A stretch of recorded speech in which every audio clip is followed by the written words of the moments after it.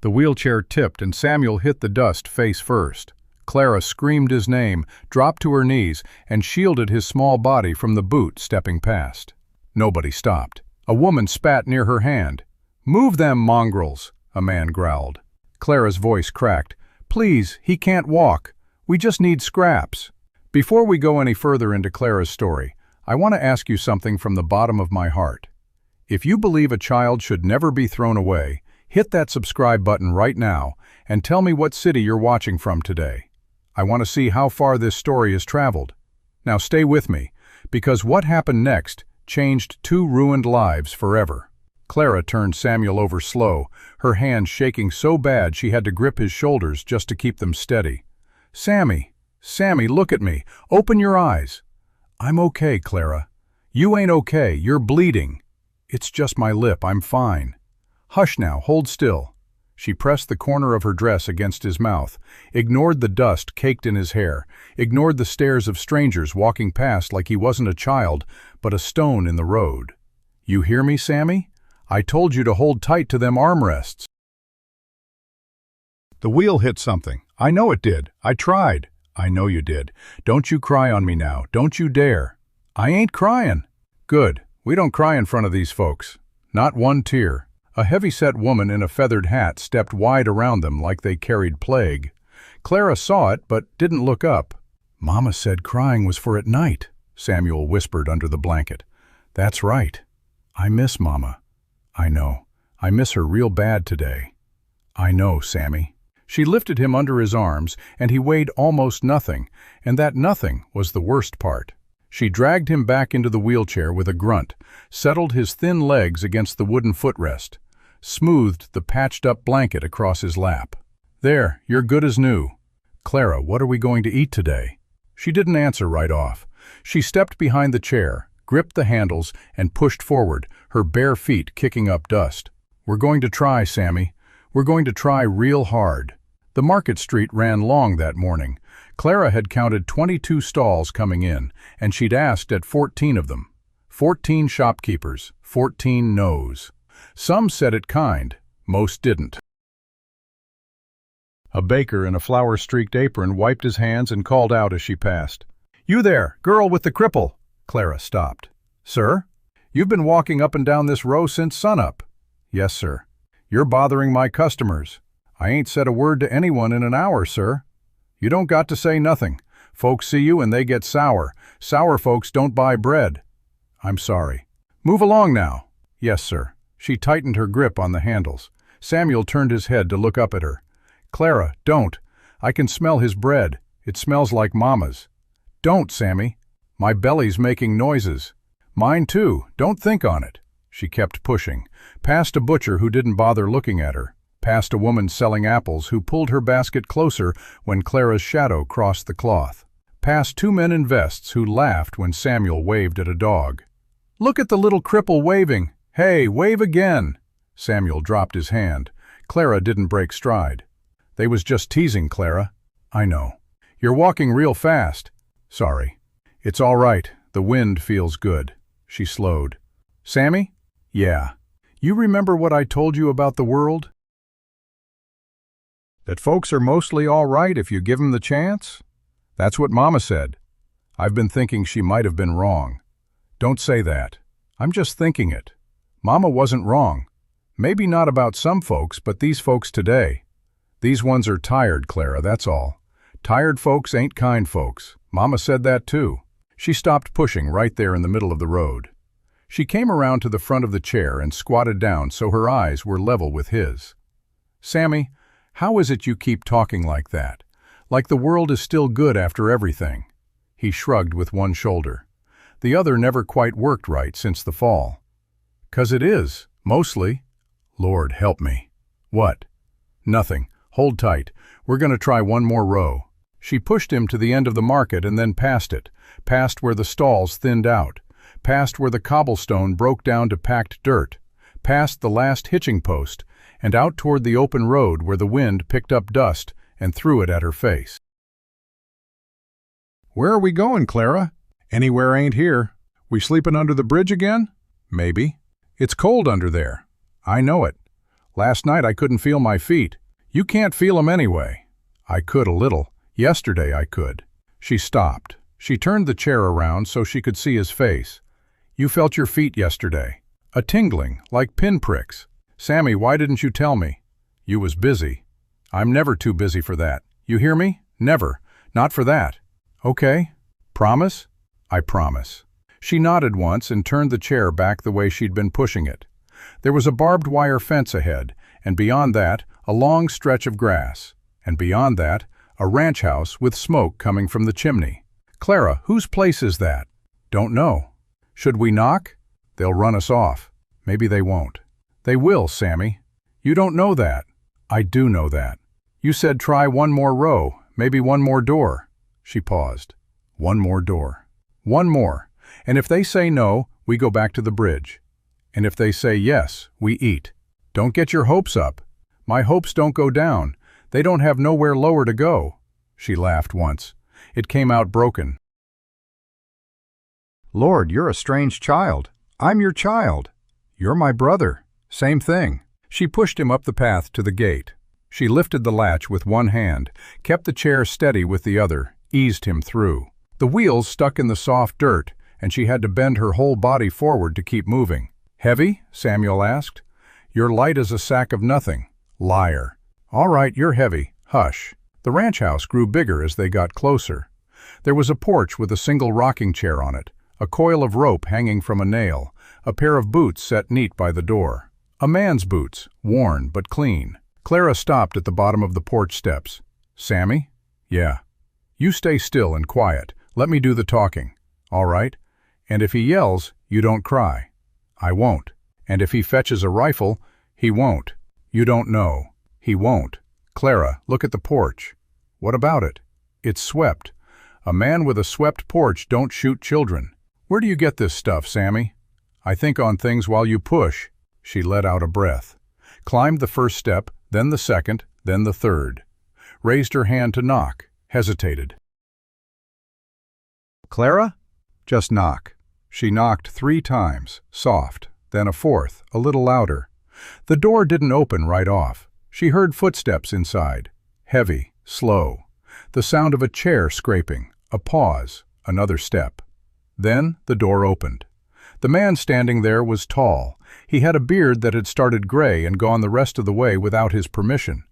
His eyes were the kind that didn't blink much and didn't miss much either. He looked at Clara. He looked over Clara's shoulder at Samuel. He looked down at his own boots like they'd suddenly gotten too tight. Yes? That was all he said.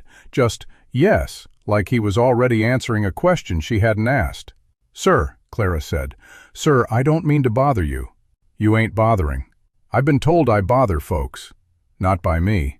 My name is Clara Whitfield. This here's my brother Samuel. Samuel? The man crouched down slow, like his knees protested, but he was used to ignoring them. He looked at Samuel through the porch railings. Howdy, Samuel. Howdy, mister. What happened to your legs, son? Wagon turned over on me when I was 5.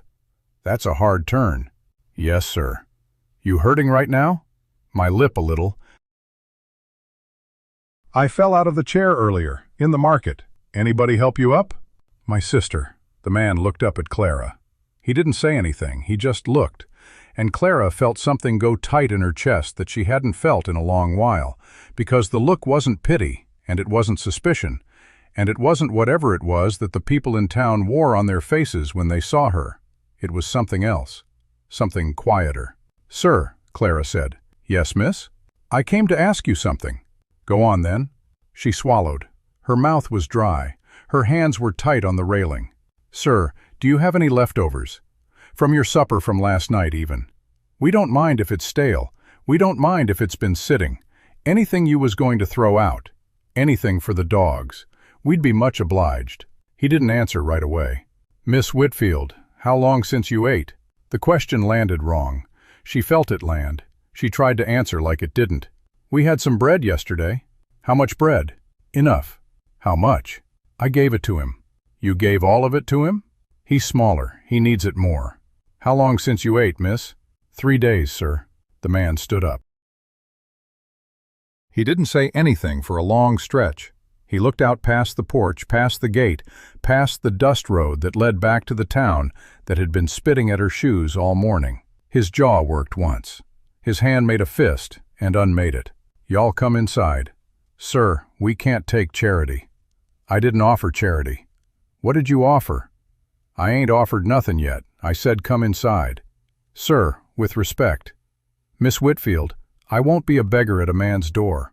"Then don't be one. Come inside anyhow." "My brother and me, we work for what we eat." "All right, then you'll work." "What kind of work?" "You see that yard out yonder?" "Yes, sir." "Tools been throwed around for 2 months. Hay needs forkin'. Fence needs mending. I've been alone here a long time, miss, and I have let the place go to seed. You willing to fork hay?" "Yes, sir." "You willing to sort tools?" "Yes, sir." "You willing to help an old man who don't quite know how to ask for help?" She paused at that one. "Yes, sir." "Then you got work, and work pays a meal. 2 meals if it's good work. 3 if I'm in a generous mood." "And my brother?" "Your brother eats what you eat. He don't got to work." "He's 8. He likes to work, sir." "Then I'll find him work. Sortin' nails, polishin' leather, something a sittin' boy can do. Will that suit?" Samuel piped up before Clara could answer. "Yes, sir, that'll suit just fine, sir." The man's mouth moved at one corner. Just a flicker, the beginning of something he hadn't done in a long time. "What's your name, sir?" Clara asked. "Hayes, Daniel." "Mr. Daniel?" "Daniel will do." "Sir, I should tell you, we don't have a place to sleep." "I figured." "And we ain't real clean." "I figured that too. And my brother needs help with the chair and with certain things." "You've been doing it yourself?" "Yes, sir." "You've been doing it a long time, since Mama died?" "How long ago was that?" 8 months. "And your daddy?" "Don't have one. Never did." "All right." "What, sir?" "All right. You and your brother are going to come inside, and you're going to sit at my table, and you're going to eat the supper that's still on the stove from last night because I made too much, same as I always do. And after you eat, we'll talk about work. Miss Whitfield, you can refuse. You got the right. But before you do, look at your brother." She looked. Samuel was already crying. Quiet. The way he cried under the blanket. The way Mama had taught him. "Sammy?" "I'm sorry, Clara. Don't apologize. I'm trying to stop. I know." She turned back to Daniel Hayes. "We'll come inside." "Good. We'll work for it after." "Good. Every bite of it." "Good." He held the door open. He didn't reach for the wheelchair. He waited. He let her push it herself around the porch, up a wooden ramp she didn't know was there until she saw it. "Mr. Daniel?" "Yes?" "Why is there a ramp?" "I built it this morning." "This morning?" "Saw y'all coming up the road from my window. Figured if you made it to the porch, you'd need a way up." "You built a ramp for 2 children you didn't know?" "I built a ramp for whoever came." "Sir, that's—" "Don't make it a kindness. It's just lumber." "It's more than lumber. Get inside before the supper goes colder than it already is." She pushed Samuel up the ramp. The wheels rolled smooth. He let out a small sound. A sound she hadn't heard him make in months. A sound that wasn't pain or hunger or fear. It was something else. She wasn't sure she had a name for it. Daniel Hayes shut the door behind them. The kitchen smelled like beef and onions and butter, and Samuel lifted his face like a flower toward the sun, and Clara felt her knees start to give. Daniel's hand came under her elbow. Steady, calloused, warm. "Easy, miss." "I'm fine." "You're swaying." "I'm fine." "Sit." She sat. The chair was wood. The cushion was a folded piece of quilt. The table was set for one, and Daniel cleared it with one sweep, set down 3 plates, 3 cups, a heavy pot of stew, and a loaf of bread that hadn't been touched yet. "I made too much," he said again. "I always make too much." "Mr. Daniel?" "Yes?" "My brother eats slow. So slow you might think he ain't eatin' at all. It's 'cause he gets sick if he eats too fast on an empty belly. Mama taught him." "Smart woman." "She was. He can take all the time he needs." "Sir." "Yes." "Thank you." "Don't thank me till you've worked it off." "I will. I know you will." He served Samuel first, a small portion. Samuel held the spoon in both hands. He looked up at Clara before he ate, and she nodded. and only then did he take the first bite. Daniel watched. He didn't say anything. He didn't move. He just stood by the stove, with the ladle in his hand, and watched a child take his first warm bite in 3 days. When he turned to serve Clara, his eyes were wet, but his hand was steady. He poured the stew. He cut the bread. He sat down across from her. He set his hat on the chair beside him. "Miss Whitfield." "Yes, sir." "You eat now." "Yes, sir." "And no apologizing for the noise your belly is about to make." "Yes, sir." She picked up the spoon. She ate. In the quiet kitchen of a man who hadn't heard another voice at his table in 2 long years, the only sounds were the scrape of spoons and the soft, careful breathing of 2 children who had walked a long way to find a door that opened. Daniel Hayes set down his own spoon halfway through. He didn't pick it up again. He just watched. Clara felt his eyes on her and her brother, and she didn't know how to read them. She'd seen pity before. This wasn't pity. She'd seen suspicion. This wasn't that either. It was something a girl her age didn't have a word for, but she felt it, sit down across from her like a person sitting down to stay. "Mr. Daniel?" "Yes, miss?" "Why are you helping us?" He didn't answer right off. "Mr. Daniel, I asked a question." "Yes, ma'am. I'm thinking on the answer. Take your time." He turned the spoon over in his hand. He set it down. He folded his hands on the table. 2 winters back, I lost my wife. I'm sorry, sir. Don't be. It ain't your sorrow to carry. I just mention it because for 2 winters I have set this table for one, and every night I have made too much, and I have not known why. Sir? I think I might know now. Clara didn't say anything. She didn't trust her voice. Samuel did, though. Samuel always did. "Mr. Daniel?" "Yes, son." "This is the best supper I ever had." "Son, I have not done anything to it. It's just stew." "It's the best supper I ever had." Daniel Hayes put a hand over his mouth. He held it there a long second. He let it drop. "Eat slow, son. There's plenty more." "Yes, sir." "And tomorrow there will be plenty more again." Clara's spoon paused halfway to her mouth. "Tomorrow, sir? You agreed to work, didn't you?" "Yes, sir." "Then there's tomorrow." She set the spoon down. She pressed her hands flat on the table to stop them from shaking. "Mr. Daniel? Miss Whitfield? I don't know how to thank a man like you." "You don't got to know." "Miss Whitfield, eat your supper. Your brother is going to fall asleep in his bowl, and we got a long evening ahead of us figuring where you'll bunk." "Yes, sir." She picked up her spoon. She ate. And in the chest of a man who had buried his wife 2 winters back and lived alone since, something old and tight and forgotten began very quietly to come apart, like a knot worked loose by patient fingers, like a door opening 1 slow inch at a time in a house that had been shut up too long. He watched the boy chew. He watched the girl hold back her tears. He watched the wheelchair sit by his door with its dusty wheels.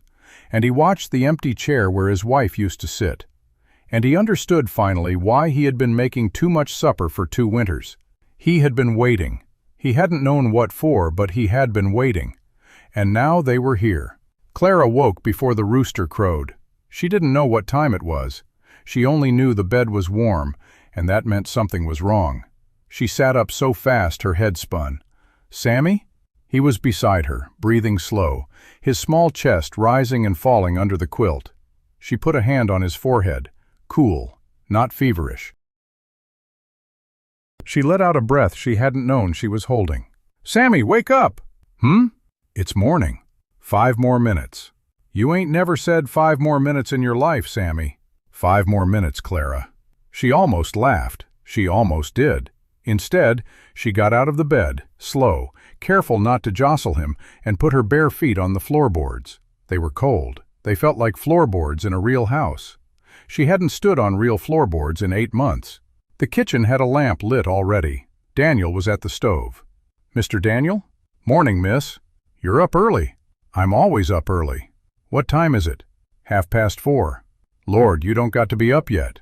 "You said work, after breakfast." "I'd rather start now." He turned around with a coffee pot in his hand. He looked at her standing there in the dress she'd slept in, her hair still tangled, her eyes fierce. "Sit down, miss." "Sir?" "Sit." She sat. He poured something into a tin cup and put it in front of her. It wasn't coffee, it was milk, warm, with a spoonful of honey stirred through. She stared at it. Drink. Mister. Daniel? Drink it before it cools. I ain't a child. You're 12. That ain't a child. Miss Whitfield, you're 12. Drink the milk. She drank the milk. Her throat closed up halfway through, and she had to set the cup down and breathe through her nose to keep from crying, but she drank it. He didn't watch her do it. He was kind enough to turn back to the stove. Mr. Daniel? Yes. What you got me doing today? Hay needs forking in the south barn. You ever forked hay? No, sir. You'll learn. I'm a fast learner. I figured. A door creaked behind her. Samuel had pushed himself out of the bedroom on the chair Daniel had brought in last night. The small parlor chair with the legs sawed short and a cushion tied to it. Morning, Mr. Daniel. Morning, son. Smells good in here. Hash. What's hash? Potatoes and meat fried up together. Sounds like Christmas. Daniel paused at the stove. He didn't turn around. Clara saw his shoulders move once, like he'd taken a breath and let it out the long way. Then I reckon it's Christmas, son. By 6 o'clock, Clara had a pitchfork in her hands, and by 7, she'd ruined them. The blisters came up fast. She didn't let on. She kept forking. The pile shrank slow, and her arms burned, and her back started to talk to her in ways 12-year-old backs aren't supposed to talk yet. Miss Whitfield. She jumped. He'd come up behind her without a sound. Yes, sir? Show me your hands. They're fine. Show me your hands. She showed him. He looked at them a long second. Then he turned and walked into the tack room without a word. He came back with a pair of leather work gloves, soft ones, woman's size. These was my wife's. Sir, I can't. They ain't doing nobody no good in a drawer. Sir? Put 'em on. She put them on. Miss Whitfield? Yes, sir? You don't got to fork all of it today. I said I'd work. You're working. I see you working. Slow down. Slow don't earn meals. Slow earns meals at this ranch. Sir? Yes? Why are you being kind to us? He set his hand on top of the post and looked out across the field. Miss Whitfield, have you noticed I ain't said much about your past? Yes, sir. You want to know why? Yes, sir. Because it ain't going to change what I do today. So I figure you can tell me when you're ready, or you can never tell me. And either way, the hay still needs forking. She nodded. She didn't trust her voice. Now slow down. Yes, sir. He walked back toward the house. Halfway there, he stopped and turned. Miss Whitfield. Yes? Your brother's asking if he can sort the nail jar. He can. He's been wanting to sort something since he was 4. Then I'll set him up on the porch. She watched him go. She gripped the pitchfork. She kept on working. But something in her chest had loosened a notch that hadn't loosened in a long while, and she didn't know what to do with it. So she put it into the hay. By midday, Samuel had 3 jars of nails sorted by size, and Clara had finished the south pile. Daniel came out with sandwiches wrapped in cloth and a jug of cold water. And they ate on the porch, the 3 of them. And Samuel told a long, winding story about a frog he'd seen at a pond once. And Daniel listened to every word. And Clara watched her brother talk, and watched the man listen, and felt that loose notch in her chest move another notch. Then a horse came up the road. Daniel saw it first. His back straightened.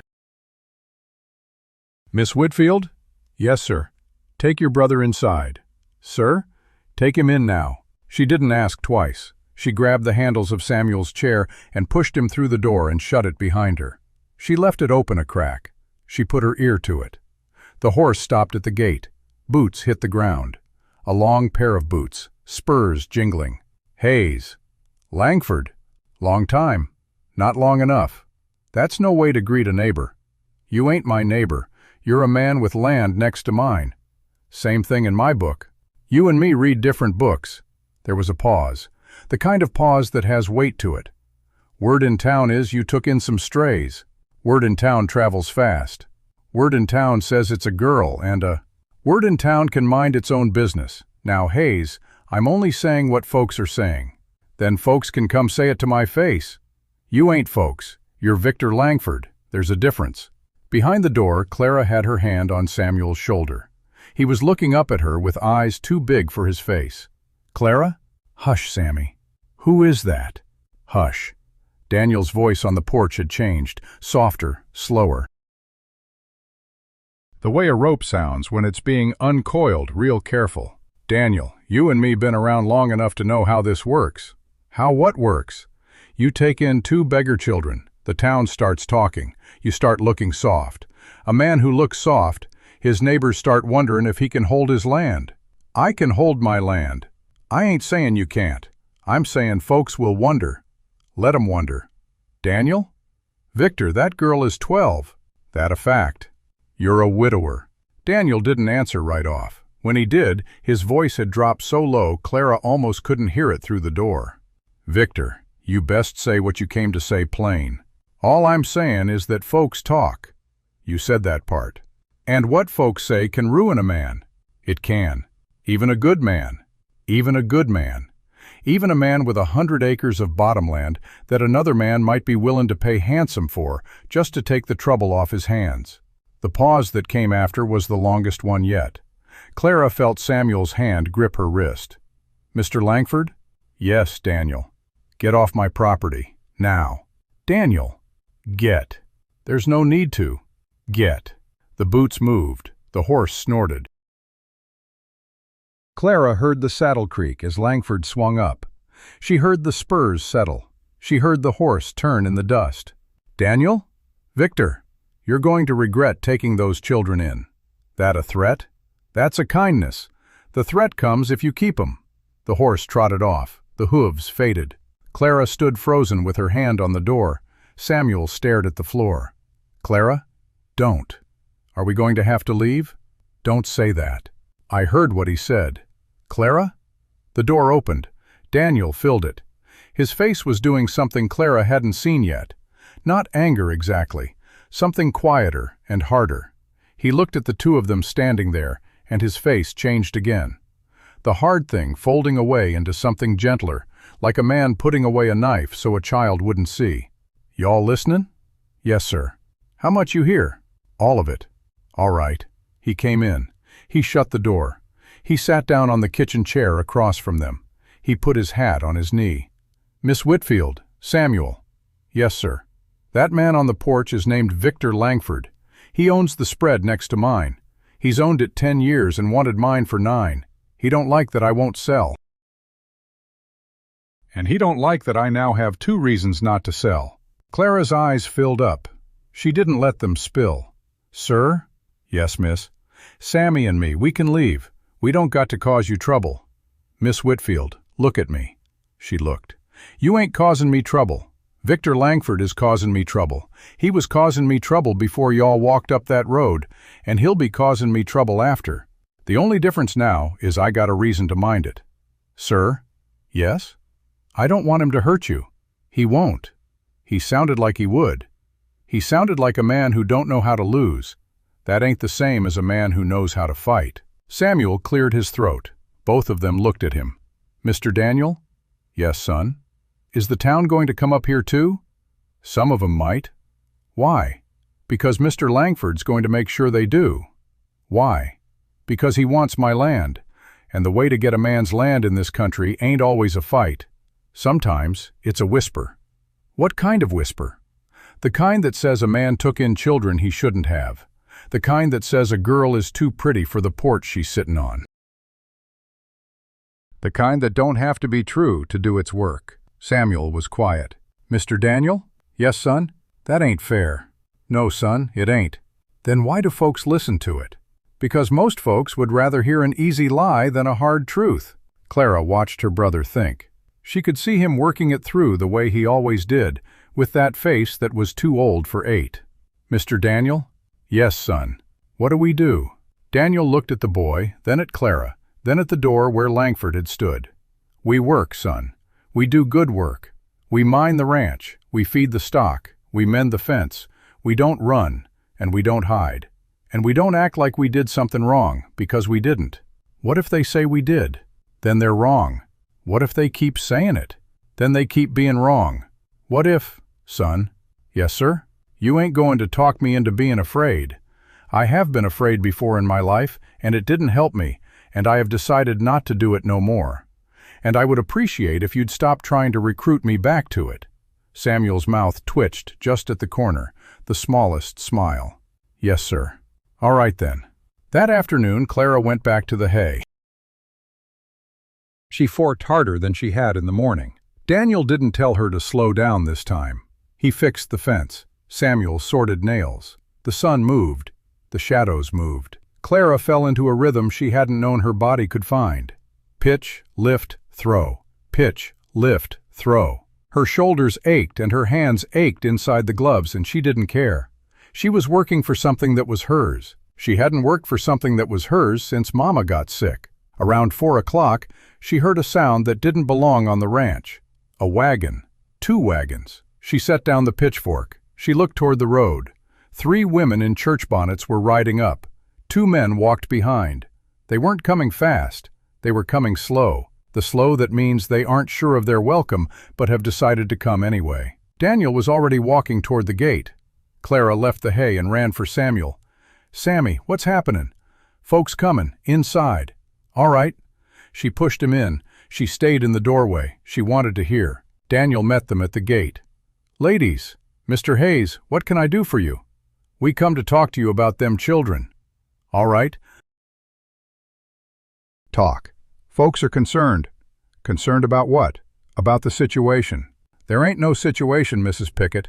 There's 2 children eatin' supper at my table and forkin' hay in my barn." "Daniel, you're a widower." "I'm aware. And she's a young girl." Clara felt her face go hot. "Mrs. Pickett?" "Yes?" "Are you accusing me of something?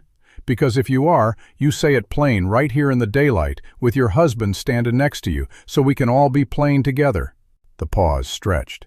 The other women shifted. One of the men cleared his throat. "Daniel, it ain't like that." "Then what's it like, Tom?" "It's just that folks are talking is all." "Folks are always talking. And we thought, as your friends, we'd come tell you what they're saying." "That's right, neighborly."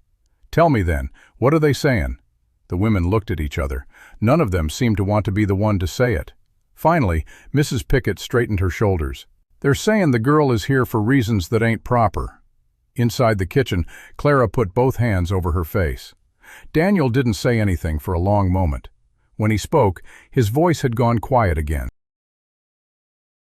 That quiet that had a thunderhead in it. "Mrs. Pickett?" "Yes?" "That girl is 12. Daniel, I'm not the one saying it. You're standing on my land saying it. I'm trying to warn you. I'm warned. There's a meeting tomorrow night." "A meeting about what?" "About them children." "About what part of them children?" "About whether they can stay in this town." "They ain't in your town. They're on my ranch." "Daniel, you know how it works. The town don't take kindly to—" "I know how it works, Mrs. Pickett. I have lived here 40 years. I know exactly how it works." "Then come to the meetin'. Speak for yourself." "I'll come." "And bring the girl so folks can see her, so folks can ask her." In the doorway, Clara felt her stomach drop. Daniel turned to look at the house. He saw her. He saw her seeing him. He turned back to Mrs. Pickett. "I'll bring her if she chooses to come." "Daniel, she has to." "She chooses, Mrs. Pickett. She is the one who decides where she stands and when. Not you, not the town, not me." Clara felt her knees lock. She had never had anyone speak like that about her in her whole life. "Tomorrow night, then." "Tomorrow night." The wagons turned. They rolled off slow, the same slow they came in on. Daniel watched them go all the way to the bend in the road. He didn't move until they were gone. Then he turned and walked back to the house. He came in. He took off his hat. He hung it on the peg. He sat down at the kitchen table. "Miss Whitfield." "Yes, sir." "You heard?" "Yes, sir, all of it." "All right." "Mr. Daniel." "Yes, miss?" "I'll go." "To the meetin'?" "I'll go." "You don't have to." "I know." "They will say things." "I know." "They will look at you and ask you questions, and some of them will be cruel." "I know." "You're 12. "I know what I am." He looked at her a long second. "Why you goin', miss?" She thought about it. "Because if I don't, they'll say I was hidin'. And I ain't hidin' from nobody. I ain't done nothin' wrong." "No, miss, you ain't." "And if they're going to decide whether me and Sammy can stay here, They're going to look me in the eye while they do it." Daniel set both hands flat on the table. He looked at his hands. He looked at her. "Miss Whitfield?" "Yes, sir?" "You are 12 years old. You said that." "I said it again because I keep forgetting it." She didn't answer. She didn't know what to say. Samuel rolled his chair forward an inch. "Mr. Daniel?" "Yes, son?" "I'm going too." "Samuel." "I'm going." "Son, you don't got to. They want to talk about us. They're going to talk in front of us, both of us." Daniel looked at the boy. The boy looked back. Daniel rubbed his beard once with his palm. "Lord help the town that thinks it's going to scare you too." "Sir?" "Nothing. Eat your supper. We got a long day tomorrow." That night, after Samuel had fallen asleep, Clara sat at the kitchen table while Daniel cleaned the dishes. She watched his back. He scrubbed a plate longer than the plate needed. "Mr. Daniel?" "Yes, miss?" "I got to tell you something." "All right?" "It's about why we was 3 days hungry." He stopped scrubbing. He didn't turn around. "Go on." "It wasn't just bad luck." "All right." "Somebody took our food." He set the plate down. "Who?" "A man in the alley. He had a knife. He took the bread Sammy and me had been saving. He took the coins Mama left us. He took the blanket." "Did he hurt you?" "He hurt my brother. He pushed him out of the chair. That's how Sammy got the bruise on his side." "The one that ain't healed yet." Daniel turned around. His face was quiet, but his eyes weren't. "Miss Whitfield?" "Yes, sir." "Did you tell anyone?" "Who would I tell?" "The sheriff. The sheriff in that town is the man's brother." He went still. "What was the man's name?" She paused. "Mr. Daniel, I don't think you want to know." "Tell me, miss." She told him. He stood there in his kitchen, his hands wet, his face unreadable, and the silence after she said it was the longest silence the house had heard in 2 winters. When he finally moved, he set down the rag, dried his hands slow, and looked at her with eyes that had gone somewhere a long way off. "All right, miss." "All right, sir." "Mr. Daniel?" "Yes?" "What are you going to do?" He didn't answer. He picked up his hat. He set it down again. He sat across from her at the table. He folded his hands. And in the lamplight, with the night settling in around the ranch and the boy asleep in the next room, Daniel Hayes looked at the girl across from him like a man who had just realized the meeting tomorrow was the smallest of his troubles. The kitchen clock ticked. Daniel hadn't moved from the chair across from Clara.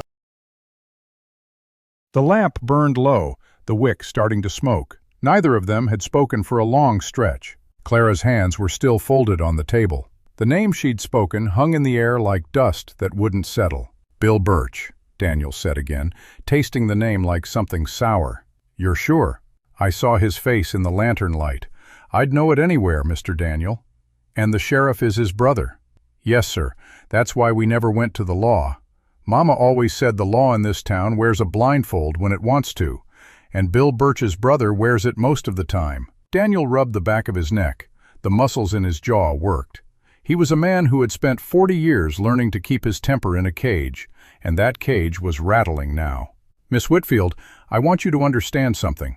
Tomorrow at that meeting, folks are going to ask questions, some of them honest, some of them not.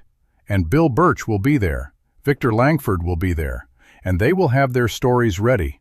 "I know." "And you're still willing to walk into that room and tell them what you saw?" "I'm willing, Mr. Daniel, but I'm scared." "Being scared and being willing ain't opposites, miss. They ride the same horse more often than not." She nodded. Her hands were trembling again. She pressed them flat against the table to stop it. "Will you be there?" "I will be 2 steps behind you the whole time." "That's a comfort." "It's the only comfort I got to offer tonight." She almost smiled. Almost. "It's enough." The clock struck 1. Daniel stood. "You need sleep." "I won't sleep." "Then lie down anyway. Rest your body even if your mind won't quit. Your brother's going to need you sharp tomorrow." She stood. She walked to the bedroom door. She stopped with her hand on the frame. "Mr. Daniel?" "Yes, miss?" "I keep thinking about what you said, about the ramp." "What about it?" "You built it before you knew who was coming. That means you were ready to help somebody before you even knew they needed help. That's a kind of hope I ain't seen in a long time." "I don't know if I'd call it hope, miss. More like stubbornness." "Same thing in my book." She went inside. She lay down beside Samuel. He was warm but not hot. She put her arm across his chest and felt the slow rise and fall. She didn't sleep, but she rested. And in the kitchen, Daniel Hayes sat alone in the dark with the name Bill Birch burning in his mind like a brand, and he did not sleep either. Morning came gray and cold. Clara was up before the lamp was lit. She built the fire herself, fetched the water herself, set the coffee on to boil. Daniel came in to find her working the pump handle with the sleeves of her dress rolled up, her breath making small clouds in the chill air. "You beat me again," he said. "Told you I would." "You did." They didn't talk about the meeting. They didn't talk about Birch. They talked about the hay that needed forking, and the fence that needed mending, and the chicken coop that needed a new latch. Ordinary things. Things a ranch needed to stay a ranch. Samuel woke with a cough that rattled in his chest. Clara heard it from the kitchen and was through the door before the second cough finished. "Sammy? I'm all right." "You don't sound all right." "Just a cough." She put her hand on his forehead. It was warm, not the fever of last night, but warm enough to worry her. "Mr. Daniel?" He was already in the doorway. "I see it. We need to go to town early." "For the meeting or for the doctor?" "Both." "I want the doctor to see him before that meeting. I want him seen." Daniel nodded. "I'll hitch the wagon." The ride to town was quiet. Samuel sat between Clara and Daniel, wrapped in 2 quilts with another folded under his head. The road was rutted from the spring thaw, and the wagon jostled him more than Clara liked. Each bump made him wince, though he didn't complain. He never complained. "Weather's changing," Daniel said. "Feels like it. Wind's coming from the north. Might snow by nightfall." "Snow in April?" "In this country, snow comes when it pleases." Clara looked at the sky. It was the color of old iron. She pulled Samuel's quilt up higher. "We'll be inside by then." "Inside the town hall, maybe." "Inside, somewhere warm." Daniel didn't answer. He didn't have to. The town came into view slowly. First the water tower, then the church steeple, then the roof of the mercantile. Smoke rose from a dozen chimneys. The streets were muddy. A dog barked somewhere. The wagon rolled past the same stalls where Clara had been turned away 2 days before, and she saw the baker look up from his door. He didn't wave. He didn't scowl. He just watched. "The whole town knows we're coming," she said. "The whole town knows the meeting is tonight. They've been talking about it since yesterday." "Are they on our side?" "I don't know that there are sides yet, miss.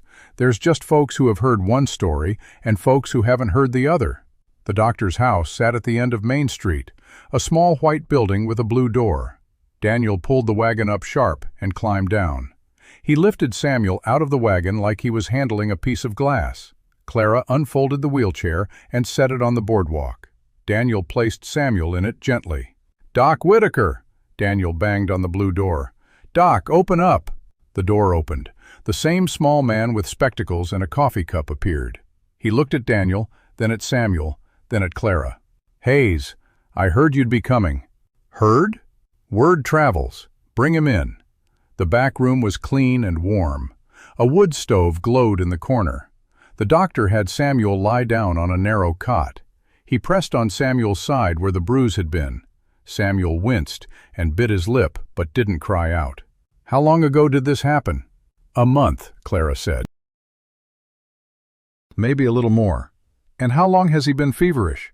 "On and off, 3 days." The doctor straightened. He looked at Daniel. "Hayes, I'm going to tell you what I see, and I'm not going to sugar it. There's a break in one of his lower ribs that didn't heal right. It's put pressure on something it shouldn't. The fever is coming from an infection that's settled in around it. It's not in his blood yet, but it will be if we don't deal with it. What do you need to do?" "He needs rest, complete rest. No jostling, no lifting, no moving more than he has to. And he needs medicine. I have some. It'll cost. I'll pay."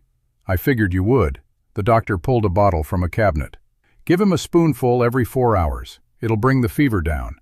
But the rest is up to his body. And his body is tired, Hayes. He's been running on empty for a long time."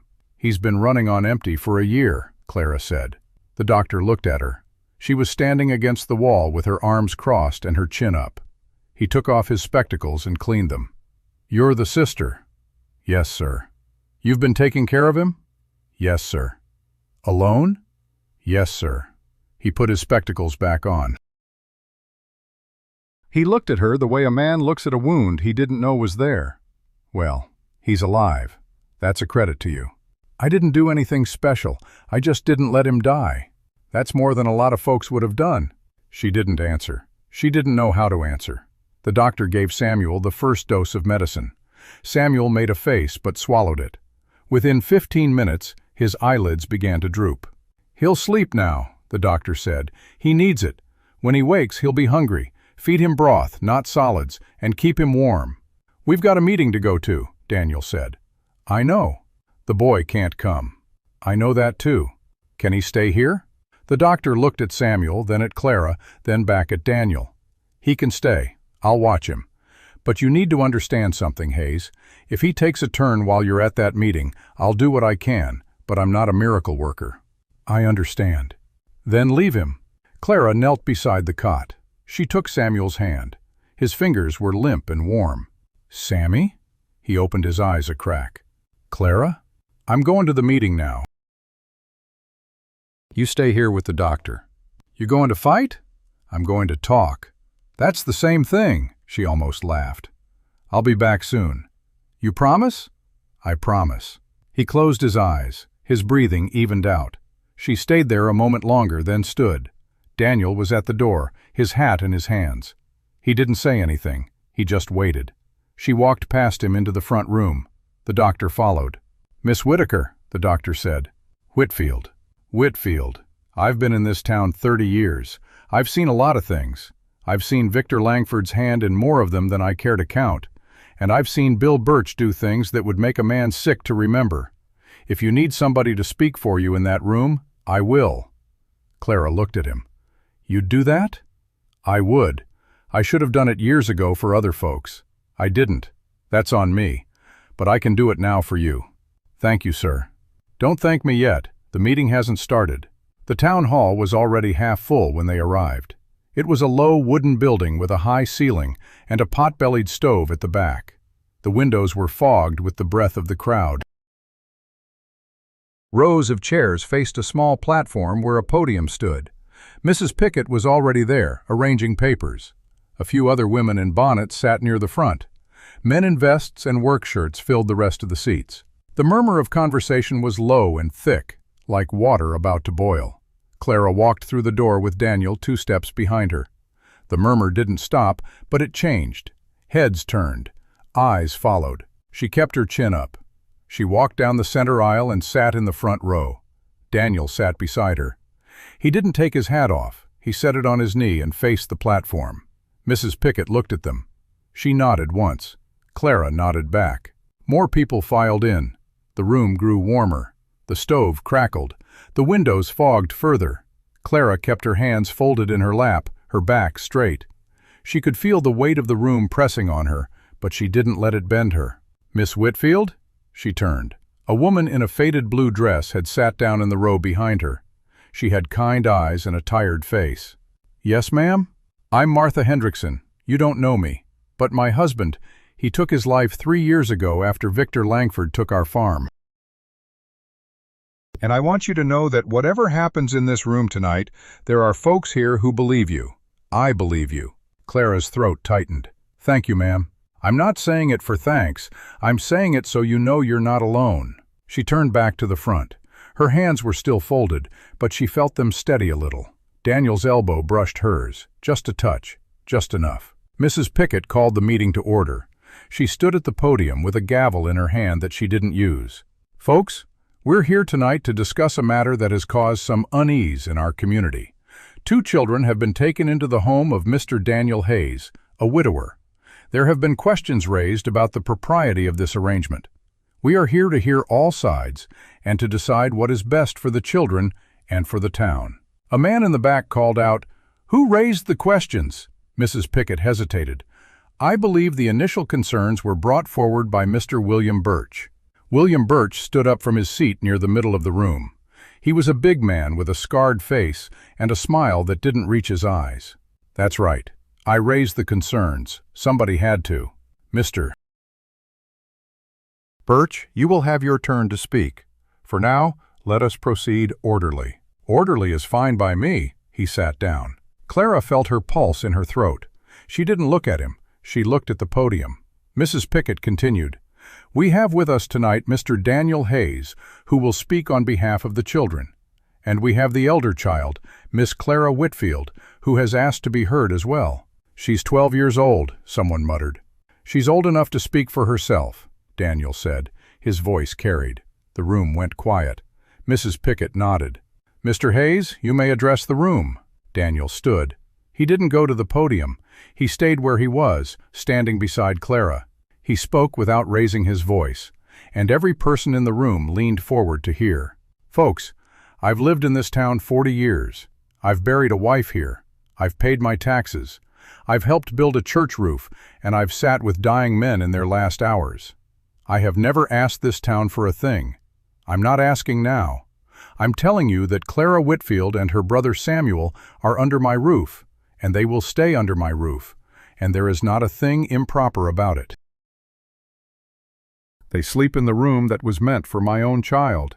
They eat at my table. They work my land, and I am teaching them what I know because that is what a man does when he has a house and children in it. If any of you have questions about my character, ask them to my face, but do not hide behind whispers and meetings and letters sent unsigned." "Unsigned letters?" Daniel turned. "Yes, Mrs. Pickett, unsigned letters, one of which was delivered to the Methodist Ladies' Society just this week, full of accusations about this girl's character. The letter was unsigned, but it came from a particular direction." Mrs. Pickett's face went pale. "I received that letter." "I know. Who wrote it?" The room stirred. Mrs. Pickett held up the letter. It was wrinkled from being read and reread. "This letter says that the girl was seen in town wearing clothing unfit for public view, that she was heard using language unbefitting a Christian child. It says she was observed leaving a saloon after dark." Clara stood up before she knew she was going to. "That's a lie." The room turned. She was 12 years old. She was small and thin, and her dress was patched in 3 places. But her voice did not shake. "I have never set foot in a saloon in my life. I have never owned a piece of clothing that wasn't given to me by my mother or patched by my own hand. And the only time I've been in this town after dark was the night my brother was thrown out of his wheelchair by a man who stole what little we had." "What man?" someone called. Clara looked at Bill Birch. He was watching her with a flat, cold stare. She didn't look away. "That man." The room erupted. Mrs. Pickett banged her gavel. "Order! Order!" People were standing. Voices overlapped. A woman shouted, "Let the girl speak!" And a man shouted back, "She's lying to save her hide!" Daniel moved closer to Clara, his hand resting on her shoulder. Birch was on his feet now, pointing at Clara. "You got no proof, girl." "I got my brother's bruised ribs. I got the memory of your face in the lantern light. I got 3 days of hunger because of what you stole from us." "She's making it up." "She's not." A new voice. The room turned again. A young boy stood up in the back row. He was maybe 14, thin, with dirt under his fingernails. His hands were shaking, but his voice was steady. "She's not making it up." "I saw him take their blanket." Birch's face went red. "You shut your mouth, boy." "I will not shut my mouth. I was behind the feed store. I saw you push the boy out of the chair. I saw you take the blanket and the bread. I didn't say nothing then because I was scared, but I'm saying it now."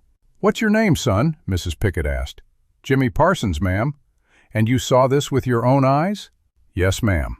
"Do you know this girl?" "No, ma'am. Never seen her before that night." The room was silent. Clara could hear her own heartbeat. She looked at the boy. He looked back at her. He was trembling, but he didn't look away. Bill Birch took a step toward the aisle. Daniel moved in front of Clara. "You stay where you are, Birch." "I ain't staying nothin'. This is a setup. Sit down. I will not be accused by a pair of street rats and a—" "Sit down, Mr. Birch," the voice came from the platform. Mrs. Pickett was standing with the letter in her hand and her face set like stone. "Sit down and be silent, or I will have you removed." Birch stood frozen for a long moment. Then he sat. Mrs. Pickett looked at the boy. Jimmy, you're certain about what you saw? Yes, ma'am. And you're willing to repeat that in front of the sheriff? The boy hesitated.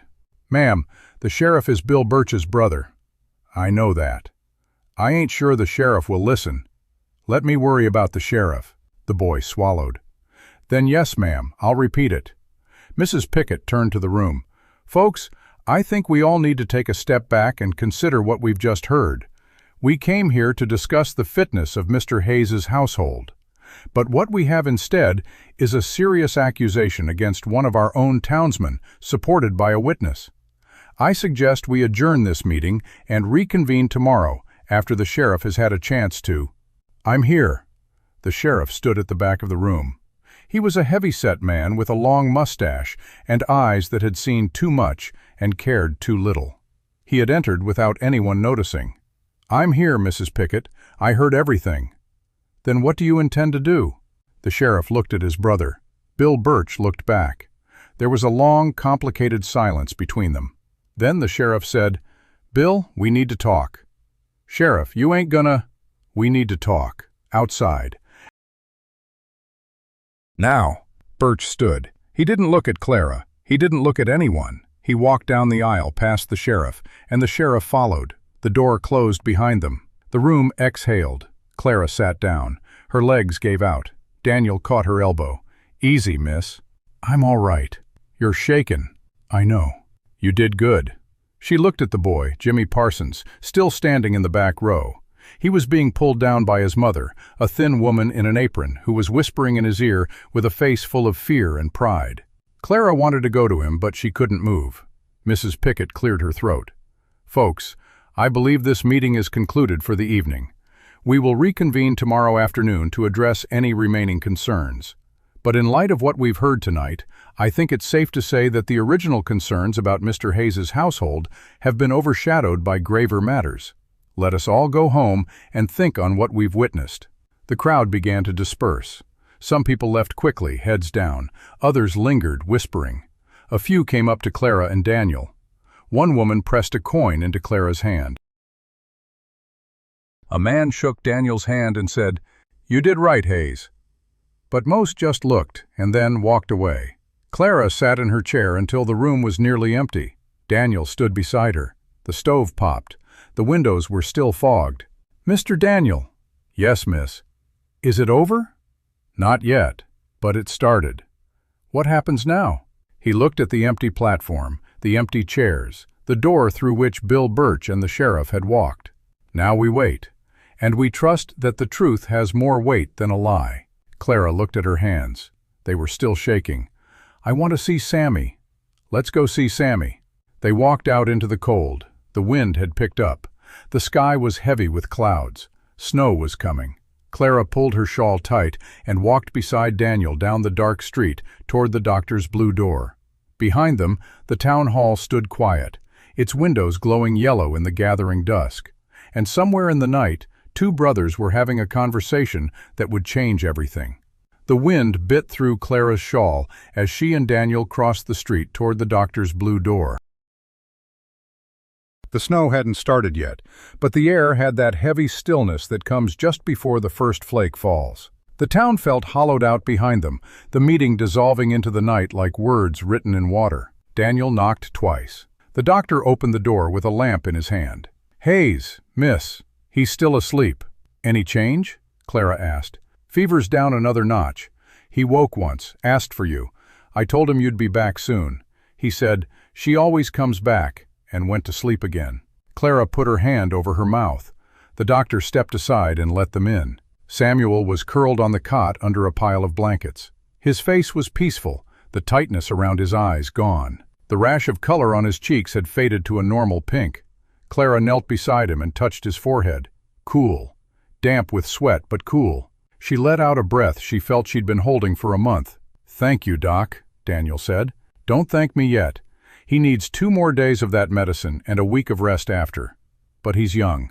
Young bodies know how to fight. Clara pulled a chair to the bedside. She didn't sit so much as fall into it.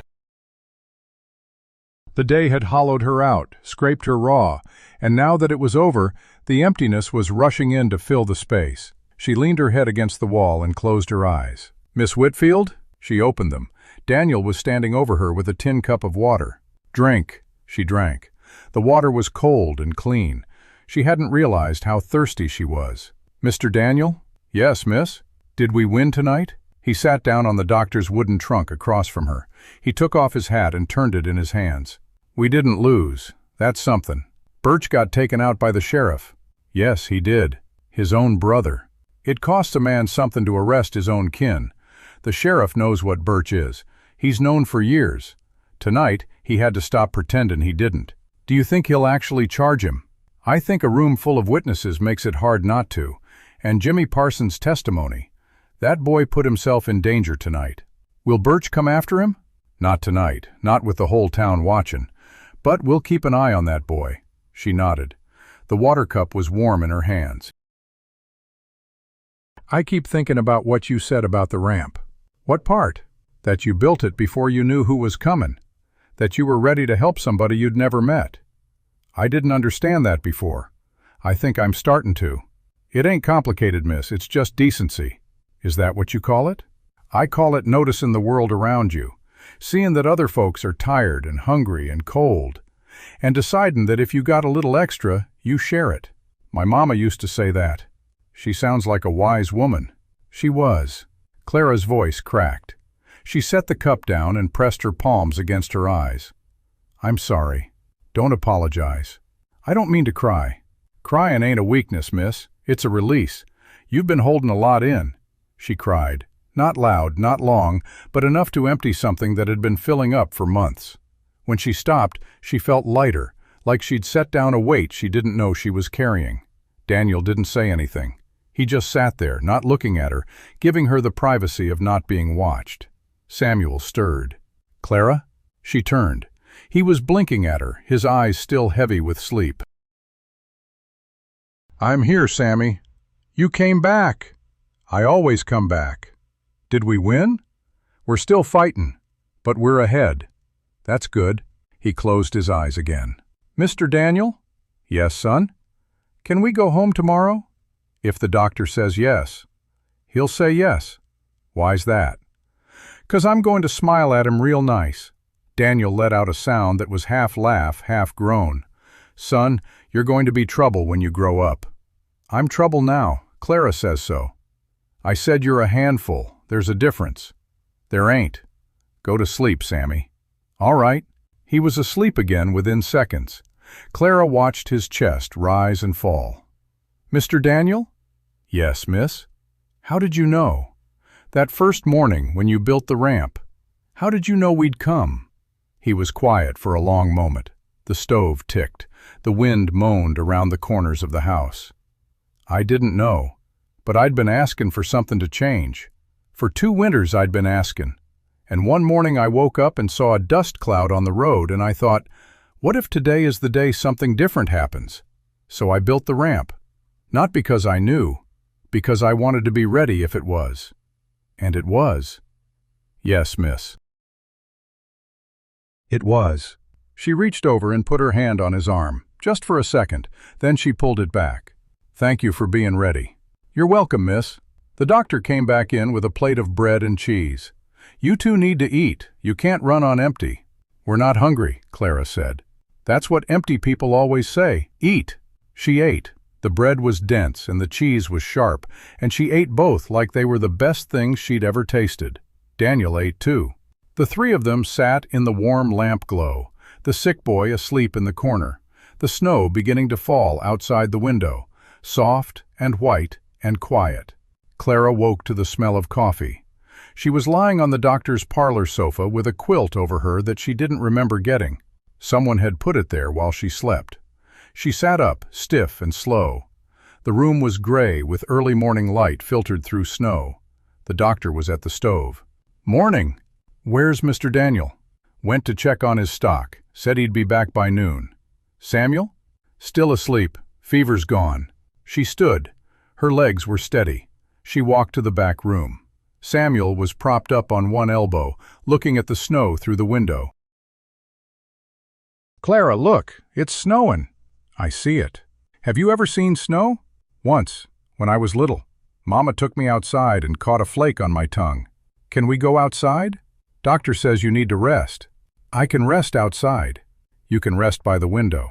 He didn't argue. He lay back and looked at the snow with a kind of wonder that only a child who had spent his life in dust could have. Clara sat beside him and watched the snow too. It was coming down thick now, covering the rooftops and the streets, muffling the world in white. Clara? Yeah? Is Mr. Daniel going to be our pa now? She didn't know how to answer. I don't know what he's going to be. I think he wants to be. What makes you say that? The way he looks at us, like we belong to him. She thought about that. Maybe we do. The front door opened. Heavy boots stamped snow off. Daniel's voice called, "Miss Whitfield? Back here." He came in, brushing snow from his shoulders. His beard was flecked with white. The cold had reddened his cheeks. Doc says Samuel's fever broke. He's watching the snow. Daniel walked to the window and stood beside the cot. He looked out at the falling snow, then down at Samuel. "First snow you've seen?" Samuel nodded. "It won't be the last. We got a whole winter ahead of us." "I like it. It's pretty to look at, hard to work in, but pretty." "Mr. Daniel?" "Yes, son." "Will you take me out in it, when I'm better?" "I will. I'll build you a sled." "What's a sled?" "You'll see." Samuel smiled. It was a small smile, but it was real. Clara watched it and felt something settle in her chest, something warm and steady. The doctor came in with news. "Hayes, the sheriff is here, wants to talk to you." Daniel's face didn't change. "All right, miss, you stay here with your brother." He walked to the front room. Clara moved to the doorway and listened. The sheriff stood by the stove, his hat in his hands. He looked tired, like a man who had not slept. "Hayes." "Sheriff, I've arrested my brother." "I heard. It's the hardest thing I've ever done." "I imagine it is. But it had to be done. Jimmy Parsons' testimony was enough. And when I pressed Bill, he confessed to the theft. He said he did it because he was in debt to Langford." Daniel was quiet. "Langford? He's been running Bill for years, paid him to stir up trouble around town." The letter to the Methodist ladies, the rumors about the girl, all of it. Langford wanted that land, and he was using Bill to get it. And now? Now Bill's in the county jail. And I'm telling you because I think you deserve to know that the man who hurt that boy is where he belongs. "Thank you, Sheriff." The sheriff put his hat on. "Hayes, I know I haven't been the sheriff this town needed. I looked the other way too many times. For my brother, for Langford. I let things slide that shouldn't have slid. I'm not asking for forgiveness. I'm just telling you that from now on, I'll do better." "Good words, Sheriff. I know they're just words, but I mean 'em. I believe you." The sheriff left. The door closed. Daniel stood by the stove for a long moment, then walked back to the back room. Clara was still in the doorway. "You heard?" "Yes." "It's over then. Birch is gone. Langford's still here." "Langford is wounded. He lost his tool. He'll be cautious now. He'll wait. And then? And then we'll be ready." The snow continued through the morning and into the afternoon. By the time the clouds broke, the town was buried under 6 inches of white. The doctor cleared a path to his door. Daniel hitched the wagon and laid blankets in the bed. Samuel was wrapped in every quilt the doctor owned. "Doc says we can take him home tomorrow," Clara said. "Then we'll take him home tomorrow." They drove back to the ranch in the late afternoon. The world was silent under the snow. The wagon wheels made a soft, crunching sound. The sky was clearing to a pale lavender. Samuel slept against Clara's shoulder, warm and still. "Mr. Daniel?" "Yes, miss." "I never thanked you proper." "You've thanked me plenty. I mean really thanked you, for taking us in, for standing up at the meetin', for building that ramp. You don't owe me thanks, miss." "I know I don't owe it. I'm giving it anyway." He didn't answer, but she saw his hand tighten on the reins, and she saw him blink a little longer than necessary. The ranch came into view. The roof was white. The porch was white. The ramp was a long white slope leading up to the door. A single lamp was lit in the kitchen window. It looked like a painting, like the kind of home she'd seen in books, but never believed was real. "Here we are," Daniel said. "Here we are." He helped her lift Samuel out of the wagon. Samuel woke just enough to mumble, "Are we home?" "Yeah, Sammy, we're home." He smiled and closed his eyes. They carried him inside. Daniel laid him on the bed and covered him with extra blankets. Clara built up the fire. The kitchen was warm. The kettle hummed. Daniel put coffee on and sliced bread. They sat at the table, the two of them, and ate in the quiet. "Mr. Daniel? Miss? What happens now?" He looked at her across the table.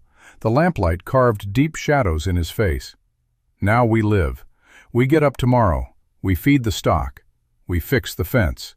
We watch your brother heal. We go to town when we need to and stay home when we don't. We live, miss. That's what happens now." "And Langford?" "Langford is a problem for another day. Tonight, we rest." She nodded. She believed him. For the first time in a long time, she believed that tomorrow would come and that she would be ready for it. The morning after the snow, the world was silent in a way Clara had never known. The kind of silence that wrapped around a house like a blanket, muffling every sound until the only thing left was the crackle of the fire and the soft breathing of a sleeping boy. She lay in bed and listened to it. The quiet felt fragile, like it could break if she moved too fast. She got up anyway. The floorboards were cold under her feet. She pulled on her dress and wrapped the shawl around her shoulders and walked to the kitchen. Daniel was already there, his back to her, staring out the window at the white expanse. "Mornin'," she said. He didn't turn. "Mornin', miss. How long you been up?" "Couple hours. Couldn't sleep." "Me neither." She came to stand beside him at the window. The snow had drifted against the fence. The chicken coop roof was barely visible. The whole world had been painted over, clean and new. "What do we do now?" she asked. "Same thing we do every day. We work." "In the snow?" "Stock don't care about snow. They need fed. Water trough needs broken open. Chickens need let out. I'll help." "I know you will." He turned from the window and looked at her. "Miss, I got something to say." "All right?" "I've been thinking on it all night. About what happens next. About Langford. About your brother. About you." "All right. I ain't a man of many words, but I want you to know that as long as you and Samuel are under my roof, I will do everything in my power to keep you safe. I will not let anyone take you from this place. Not Langford, not Birch, not the town. Nobody." She met his eyes. "I believe you. I needed you to hear it." "I heard it." He nodded once, then pulled on his coat and boots. "Let's go feed the stock." The snow was up to Clara's knees in the deep spots. She followed Daniel's path, stepping in his footprints to keep from sinking. The cold bit at her cheeks and fingers. She pulled the shawl tighter and kept moving. The barn was dark and warm. The horses nickered when Daniel opened the door. He forked hay into their stalls, while Clara broke the ice on the water trough with the back of an axe. "You done that before," Daniel said. "Mama showed me. We had a horse once, before we lost everything. You'll have horses again. I'd like that." They worked in silence for an hour. The sun came up, pale and weak, casting long blue shadows across the snow. Clara's hands ached with cold, but she didn't stop. There was something good about working when the world was hushed and white. It felt like starting over. By the time they went back inside, Samuel was awake. He was sitting up in bed, his eyes wide as he watched the snow pile on the windowsill. "Clara, it's still there. It ain't going anywhere soon. Can I touch it? Doctor said rest. I can rest with snow in my hand." "You're impossible." "That's what Mama said." She laughed. She couldn't help it. She crossed to the window, opened it a crack, scooped a handful of snow from the sill, and brought it to him. He cupped it in his palms like it was gold. The cold made him shiver, but he didn't drop it. "It's cold," he said. "Snow is cold. It's pretty." "It is pretty." He held it until it melted, then asked for more.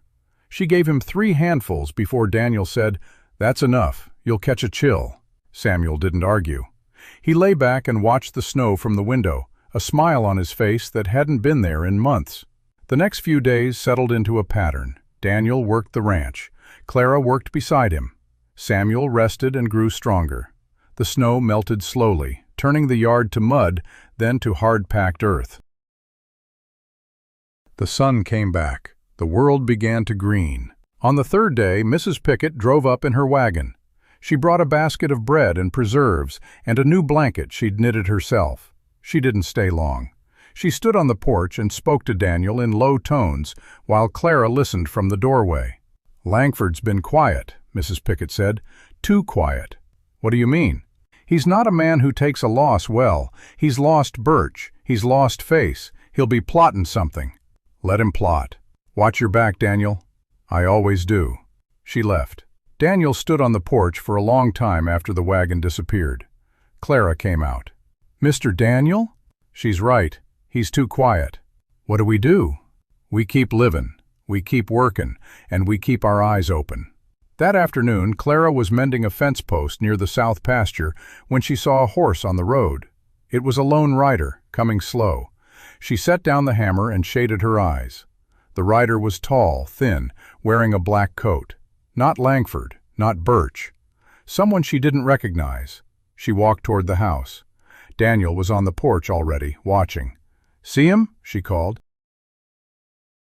"I see him." "Who is it?" "Don't know yet." The rider reached the gate and stopped.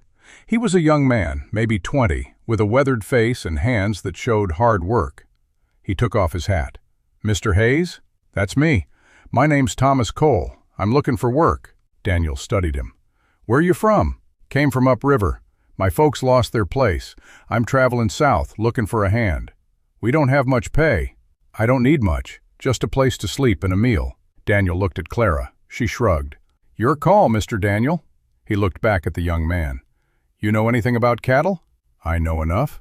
"All right, you can stay in the bunkhouse tonight. We'll see how you work tomorrow." "Thank you, sir." Thomas Cole dismounted and led his horse to the barn. Clara watched him go. "You trust him?" "I trust him as far as I can throw him, but we need help, and he looks honest." "Looks can be deceiving. So can first impressions. We'll give him a chance." Thomas Cole worked hard that first day. He forked hay, mended a section of fence, and fixed a loose hinge on the barn door without being asked.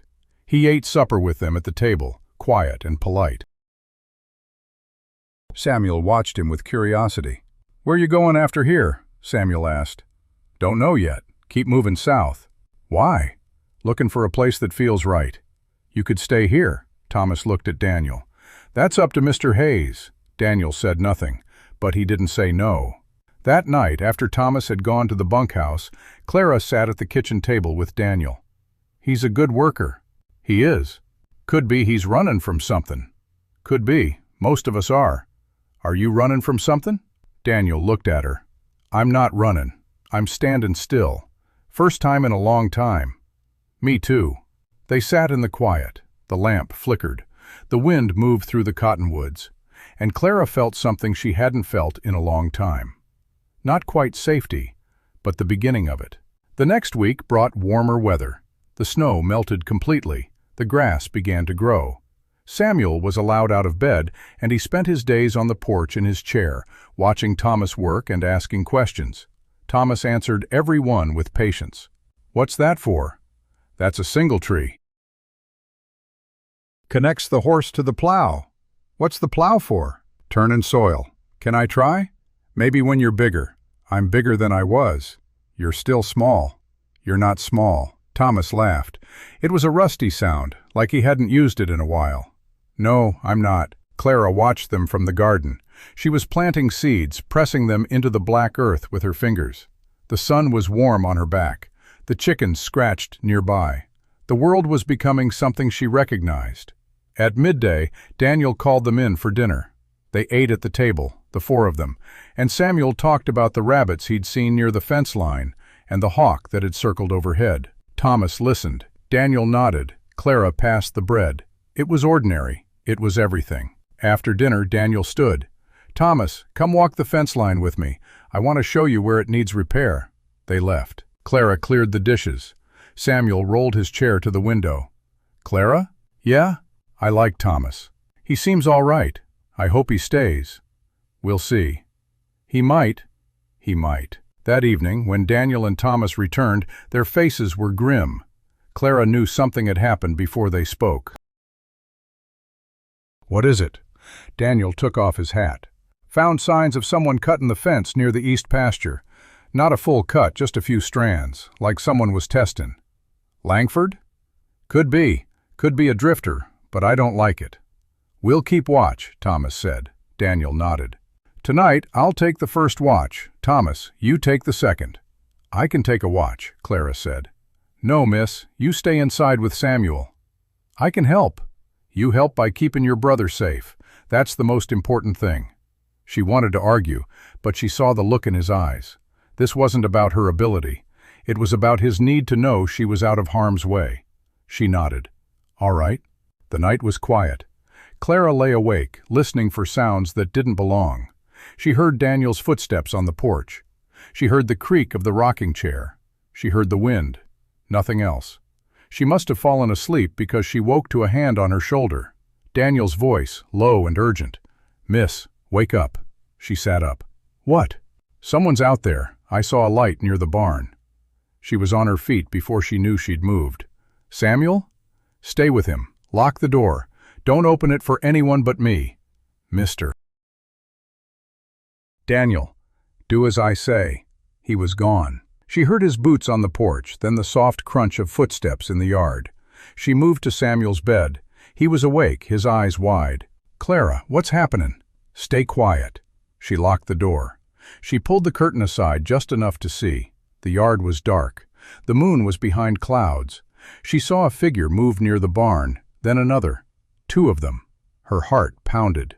She looked around for a weapon. There was a fire poker by the stove. She grabbed it. It was heavy. Iron. It would do. Samuel whispered, "I'm scared." "I know. Me too. But we're gonna be fine." She heard shouting. Daniel's voice, sharp and clear. "You there! Stop where you are!" A sound like running. A crash. Then silence. Clara held her breath. The seconds stretched. She counted them. 10, 20, 30. Then footsteps on the porch. A knock. "Miss, it's me." She opened the door. Daniel stood there, breathing hard, a rifle in his hand. His face was cut, a thin line of blood running down his cheek. "Are you hurt?" "Just a scratch. The other fella got worse." "Who was it?" "I don't know. They ran. Thomas is chasing them." "Chasing? Alone?" "He's faster than me." They waited. The minutes crawled. Clara stood in the doorway with the fire poker still in her hand. Samuel watched from the bed. Daniel stood on the porch, scanning the darkness. Then a shape emerged from the dark. Thomas, walking slow. He had a man with him, arms twisted behind his back. "Found him in the creek bed," Thomas said. "His partner got away." Daniel stepped down. He looked at the man. "Who are you?" The man spat on the ground. "None of your business." "I'm making it my business." The man was young, rough-looking, with a scar above his eye. He glared at Daniel with the hatred of a cornered dog. "You work for Langford?" The man said nothing. "Answer me." "I ain't saying nothing." Daniel looked at Thomas. "Take him to the sheriff in the morning." Thomas nodded. "Yes, sir." They locked the man in the tack room for the night. Daniel came back inside. He sat down at the table and put his head in his hands. Clara stood behind him, not sure what to do. "Mr. Daniel?" He looked up. His eyes were tired. "Langford's not going to stop." "Then we won't either." "She's 12 years old. She shouldn't have to say that." "I'm not asking her to, but she's saying it anyway." "That's what I mean." She shouldn't have to be that strong. Clara didn't have an answer. She put the fire poker back by the stove and sat across from him. "What do we do?" "We wait. We watch. We hold on until he overplays his hand." "And if he doesn't?" "He will. Men like him always do. They get greedy. They make mistakes. We just have to survive long enough to watch it happen." She believed him, not because she was naive, but because she had no other choice. She had to believe that the world would bend toward justice eventually. She had to believe that the ramp Daniel had built wasn't the only good thing that would come to this house. The morning light came gray through the kitchen window. Clara had not slept. She had sat in the chair by Samuel's bed, the fire poker across her knees, listening to the wind and the creak of the tack room where the captured man was locked. Every sound made her jump. Every shadow through the window was a threat. But nothing came. The night held, and the dawn broke, and the world was still. Daniel came in from the barn, his boots wet with dew. His face was tired, the cut on his cheek crusted black. "Miss, you need to rest." "I'm fine." "You've been up all night. So have you." He didn't argue.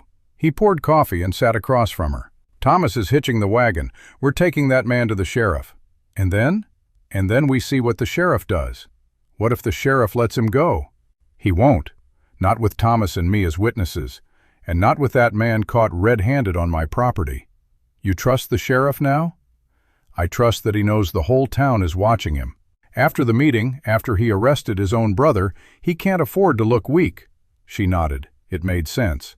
But trust was a luxury she had not yet learned to afford. I want to come. No. Mr. Daniel, you stay here with Samuel. If something happens, if Langford's men come back while we're gone, you need to be here. And what am I supposed to do if they come? He looked at her. He reached into the cupboard and pulled out a small revolver. It was old, the finish worn, but it looked clean and oiled. You know how to use one of these? She stared at it. Mama showed me, once. Then you remember. It was a long time ago. It's like riding a horse, you don't forget. He set the revolver on the table. Don't use it unless you have to, but if you have to, don't hesitate. She picked it up. It was heavier than she remembered. The grip fit her hand well enough. She checked the cylinder the way her mother had taught her. 6 chambers, all loaded. I won't hesitate. I know you won't. He left. She watched the wagon roll down the muddy road, Thomas driving, Daniel beside him with the captured man in the back, hands bound. The morning was cold. The chickens were quiet. She went inside and locked the door. Samuel was awake. He had seen the revolver in her hand. Clara, is that a gun? Yes. Why do you have it? In case I need it. Are we in danger? We're always in danger, Sammy, but we're also always ready. He didn't argue. He just nodded, the way he always did when the world got too heavy for words. She sat beside him and put the revolver on the nightstand. Let me tell you about the rabbits I saw yesterday. He smiled. All right. She told him about the rabbits, about the hawk, about the way the snow had melted and left the world green. She told him about the new grass and the chickens, and the way the horses had nickered when she brought them hay. She talked until his eyes grew heavy and he drifted back to sleep. Then she sat in the quiet and watched the road. The wagon returned 3 hours later. Clara met Daniel on the porch. Well? He's in jail. The sheriff charged him with trespassing and attempted arson. Arson? He had a can of kerosene in his coat. He was going to burn the barn. She felt the blood drain from her face. With the horses inside. With the horses inside. With Thomas inside. Did he say who sent him? He didn't have to. The sheriff knows. Everyone knows. But without a confession, we can't prove it was Langford. Langford sent him to burn us out. Yes. Then we can't stay here. We can and we will. His voice was hard, final. If we run, he wins. If we hide, he wins. The only way to beat a man like Langford is to stand where you are and refuse to move. Even if it means we die? Even then. She looked at him. He meant it. He would die on this land before he let it be taken. And she realized, with a cold clarity, that she would too. Teach me to shoot. I already gave you the revolver. Teach me to shoot it right, not just once. Teach me so I don't miss. He studied her. All right. After dinner, we'll set up some cans. After dinner, they walked to the far end of the south pasture. Daniel had set up a row of tin cans on a fallen log. The sun was low, casting long shadows. Clara held the revolver the way he showed her, both hands, feet planted, arms straight. Breathe out slow, he said. Squeeze, don't pull. She squeezed. The shot cracked across the field. The can jumped, spun, and fell. Lucky shot, she said. Do it again. She did it again. The second can flew. The third missed. The fourth hit. By the time the light was gone, she had hit 7 out of 12. Her hand was steady. Her shoulder ached. She felt something she had not felt in a long time. What is it? Daniel asked. Terrified. But ready. Those two can live in the same body. I'm learning that. They walked back to the house in the dark. The stars were coming out. The kitchen window glowed yellow. Samuel was inside, waiting. Thomas was at the table, reading a worn book by lamplight. It looked like a Bible. Find what you were looking for? Daniel asked. Thomas looked up. I'm not sure what I was looking for. But I think I found part of it. What part? A place that feels like it could be home. Daniel nodded. He hung his hat on the peg. Then stay as long as you like. The weeks that followed were quiet. Langford did not show himself. The town settled into a wary peace. Mrs. Pickett came by every Sunday with bread. The minister came twice. Jimmy Parsons' mother sent a jar of honey with a note that said, "For the boy who stood up." Samuel grew stronger. He could sit up for hours now. He could wheel himself across the room without getting winded. The doctor came out one last time and pronounced him out of danger. "He'll never walk," the doctor said, "but he'll live, and he'll live a full life if you give him one." "We will," Clara said. That night she sat on the porch with Samuel beside her in his chair. The stars were thick overhead. The air was warm and soft. "Clara? Yeah? Do you think Mama can see us?" She thought about it. "I don't know, but I think she knows we're all right." How would she know? Because she always knew. Even when we were hungry, even when we were cold, she knew we'd find a way. How? Because she believed in us. And when someone believes in you that hard, you can't help but make it true. Samuel was quiet.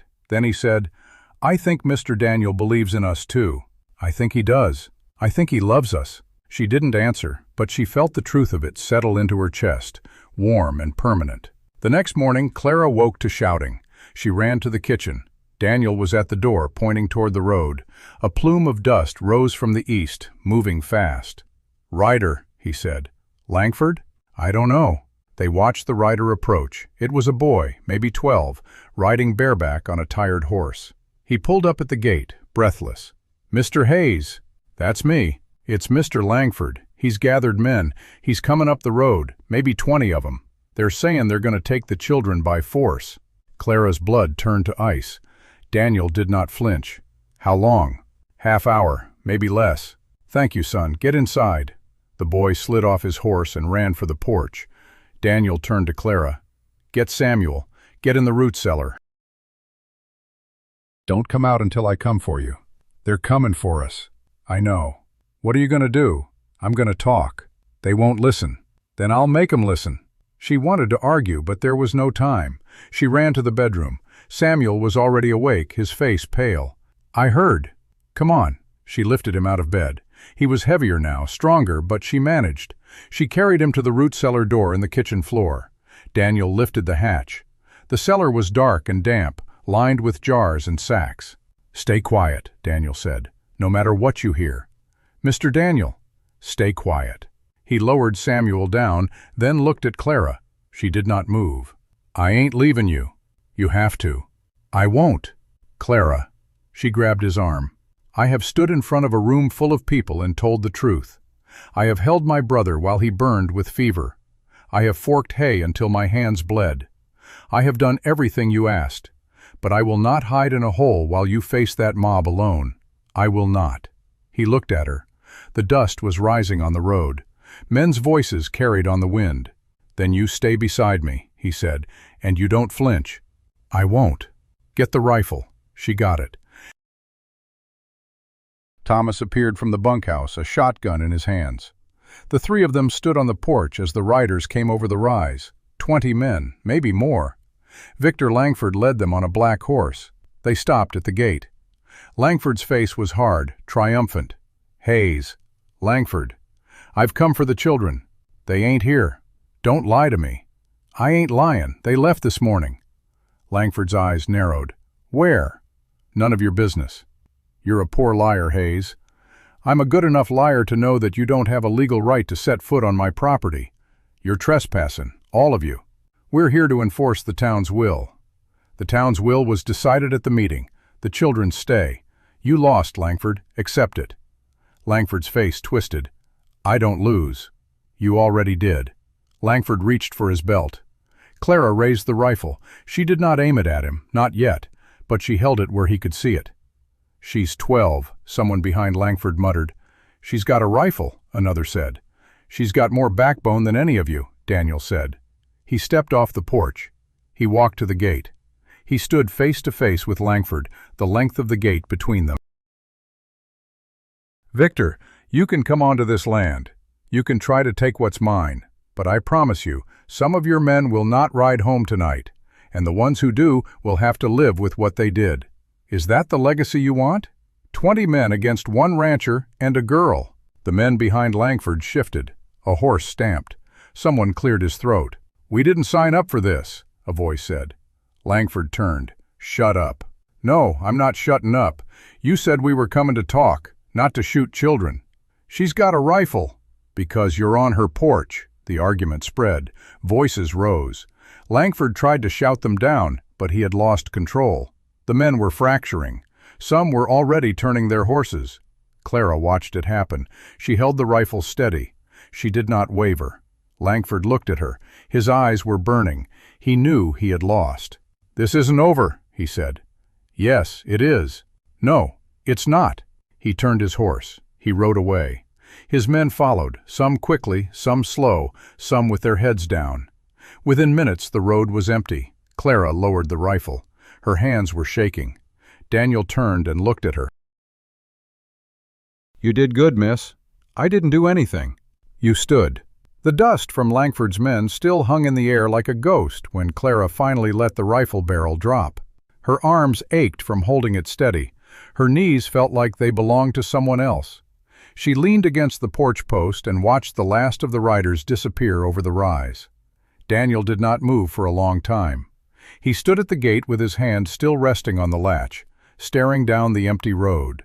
Thomas came up beside him, shotgun cradled in the crook of his arm. The boy who had brought the warning stood near the door, his eyes wide, his horse tied to the railing. "They'll be back," Thomas said. "Not today." "Today's all that matters." Daniel turned and walked back to the porch. He looked at Clara. Her face was pale, but her eyes were steady. "Miss, you need to sit down. I need to get Samuel out of that cellar." "I'll get him. You sit." He lifted the hatch and climbed down. She heard his voice, low and calm, and then Samuel's answering voice, high and scared. A moment later, Daniel emerged with Samuel in his arms. He set him in the chair on the porch. "They gone?" Samuel asked. "They're gone," Clara said. "Did you shoot anybody?" "No." "Good. I don't like shooting." "Neither do I." The boy who had brought the warning stepped forward. He was maybe 12, with red hair and freckles that made him look younger. "My name's Ezra. I work at the livery stable. I heard Mr. Langford talking in the saloon last night. He was saying he was going to come for you." "How'd you know where to find us?" Daniel asked. "I heard him describe the ranch. I've been here before. Delivered a load of hay 2 years back." "You rode hard to warn us." "Yes, sir. I didn't think it was right, what he was planning."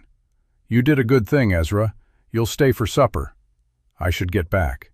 "Supper first, then back." Ezra hesitated, then nodded.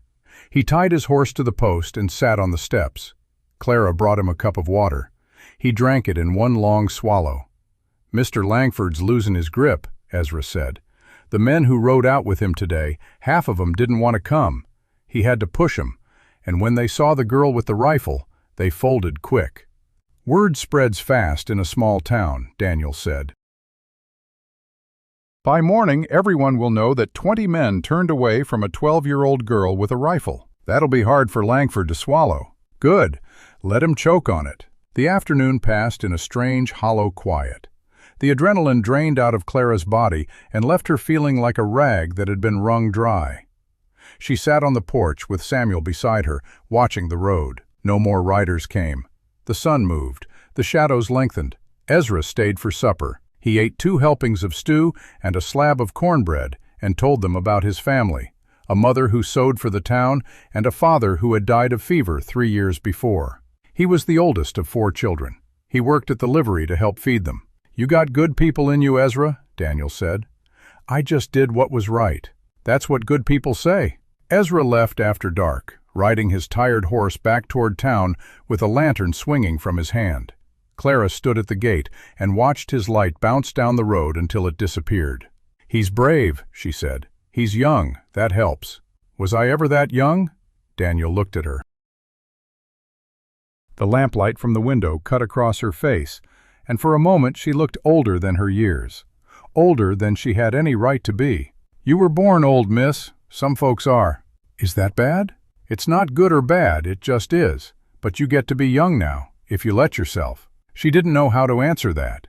She went inside and helped Thomas wash the dishes. Samuel was already asleep, curled up in his bed with the quilt pulled to his chin. The house was warm and quiet.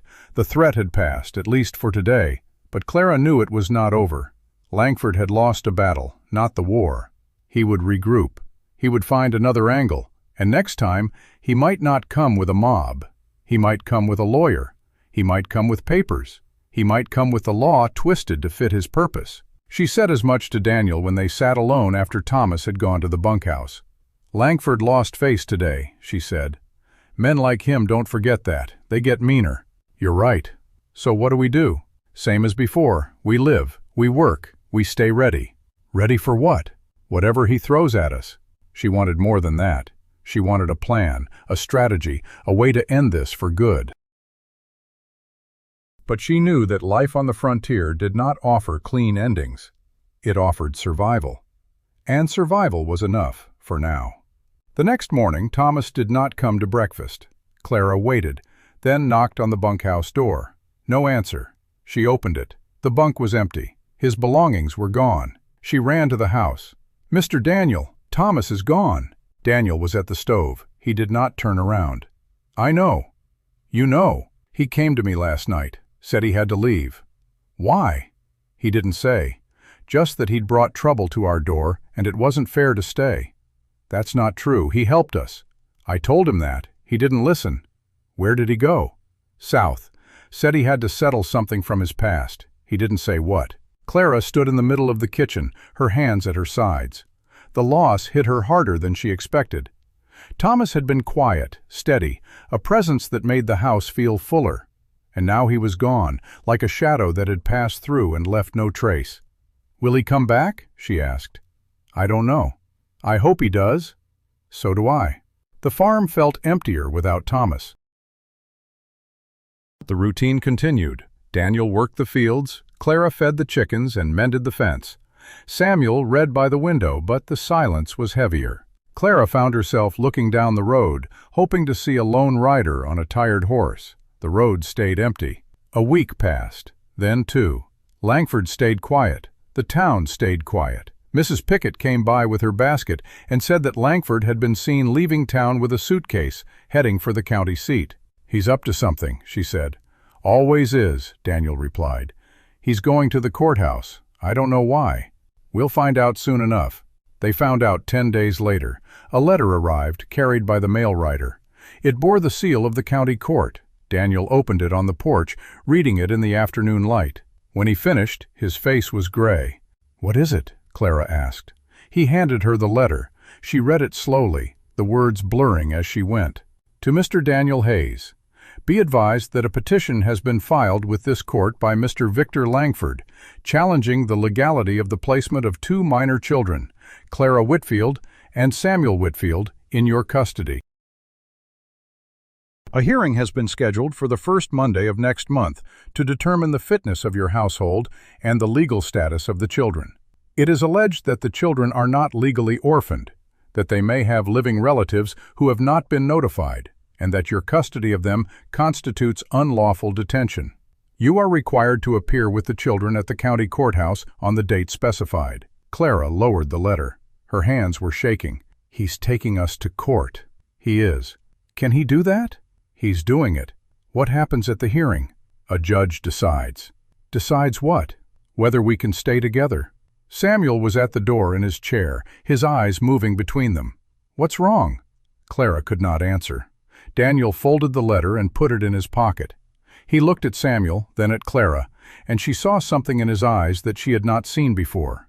Not fear exactly, something worse, the edge of helplessness. "Mr. Daniel?" "I'm thinking, miss." "Think out loud."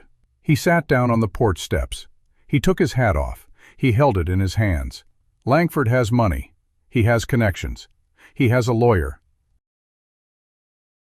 I have a ranch and a rifle and a row of jars full of sorted nails. In a fair fight, I'd win, but a courtroom is not a fair fight.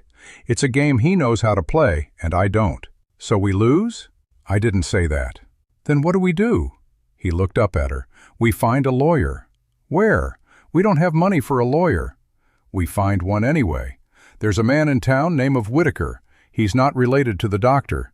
He's a lawyer who came here 5 years ago. He's good. He might help. Why would he help? Because he hates Langford. Because Langford cheated his sister out of a piece of land. Because sometimes the only reason a man does the right thing is because he hates the wrong one enough. The ride into town the next morning was quiet. Clara sat beside Daniel on the wagon seat, Samuel in the back wrapped in blankets. The road was dry. The sky was clear. The world did not know or care that their future hung by a thread. Whitaker's office was above the mercantile, a small room with a dusty window and shelves full of books with cracked spines. Whitaker himself was a thin man with spectacles and a kind face. He listened to Daniel's story without interrupting. When Daniel finished, he leaned back in his chair and tapped his fingers on the desk. Langford filed the petition himself? His name's on it. He's acting as his own attorney? Looks like. Whitaker smiled. It was a thin smile, but it was real. That's a mistake. Langford is many things, conniving, ruthless, patient, but he is not a lawyer. He thinks he can bully a judge the way he bullies everyone else. But Judge Morrison is not a man who bullies easily. You know the judge? I've argued before him twice. He's fair. He's slow. He's deliberate. And he does not like men who waste his time with weak cases. So we have a chance? You have more than a chance, Mr. Hayes. You have the truth. The question is whether you can present it clearly enough for the judge to see through Langford's lies. How do we do that? Whitaker pulled a pad of paper from his drawer. We start from the beginning. Tell me everything. They spent 3 hours in that office. Whitaker asked questions, wrote notes, asked more questions. Clara told him about the alley, about Birch, about the man who had taken their food. Daniel told him about the meeting, about the ramp, about the night the mob came. Whitaker listened to it all. When he finally set down his pen, he looked at them with something like respect. I'll take your case. No charge. We can't accept that, Daniel said. You can and you will. I've been waiting 5 years for a chance to see Victor Langford lose. This might be it. Thank you, Mr. Whitaker. Don't thank me yet. The hearing is 2 weeks away. We have work to do. That night, Clara lay awake in bed and watched the moonlight move across the ceiling. She listened to Samuel's breathing, steady and even. She listened to the house settle, to the wind in the cottonwoods. She thought about the hearing. She thought about the judge. She thought about Langford's face when he had ridden away from the ranch. She had stood in front of a room full of people and told the truth. She had held a rifle and not flinched. But a courtroom was different. There would be no rifle in her hands, only words, and she was not sure her words were enough. She got up and walked to the kitchen. The stove was cold. She lit a lamp and sat down at the table. Daniel's hat hung on the peg by the door. The revolver sat on the shelf above the stove. The letter from the court lay folded on the counter. She heard footsteps. Daniel came out of his room, his shirt untucked, his hair mussed from sleep. Miss? Couldn't sleep. Neither could I. He sat across from her. He poured a glass of water and slid it across the table. She drank. Mr. Daniel? Miss? What if the judge takes us away? The judge won't. But what if he does? He did not answer right away. He looked at the lamp flame, at the shadows it cast on the wall. If the judge takes you away, I will follow. I will go to the county seat. I will find where they've put you, and I will fight until you're free. And if you can't win, then I will spend the rest of my life trying. She believed him. She had to believe him, because the alternative was a darkness she could not bear to look at. The 2 weeks before the hearing passed like a slow river. Clara worked the ranch during the day, studied with Whitaker in the afternoons, and lay awake at night going over every detail of her story in her mind. She rehearsed what she would say. She memorized dates and names. She did not want to be caught off guard. Whitaker had drilled her. The judge will ask you questions. Langford will ask you questions. He will try to trip you up. He will twist your words. You must stay calm. You must tell the truth, and nothing else. The truth is your shield. Will Sammy have to testify? Not unless Langford calls him. And if he does, I'll object. Samuel is a child and an invalid. The judge will not force him. Good. I don't want him to have to relive it. Neither do I. The night before the hearing, Mrs. Pickett came to the ranch. She brought a dress for Clara, a blue calico that had belonged to her daughter who had grown and moved away. "It's not new, but it's clean. You need to look presentable for the judge." Clara held the dress. The fabric was soft, worn soft from years of wear. It smelled like lavender.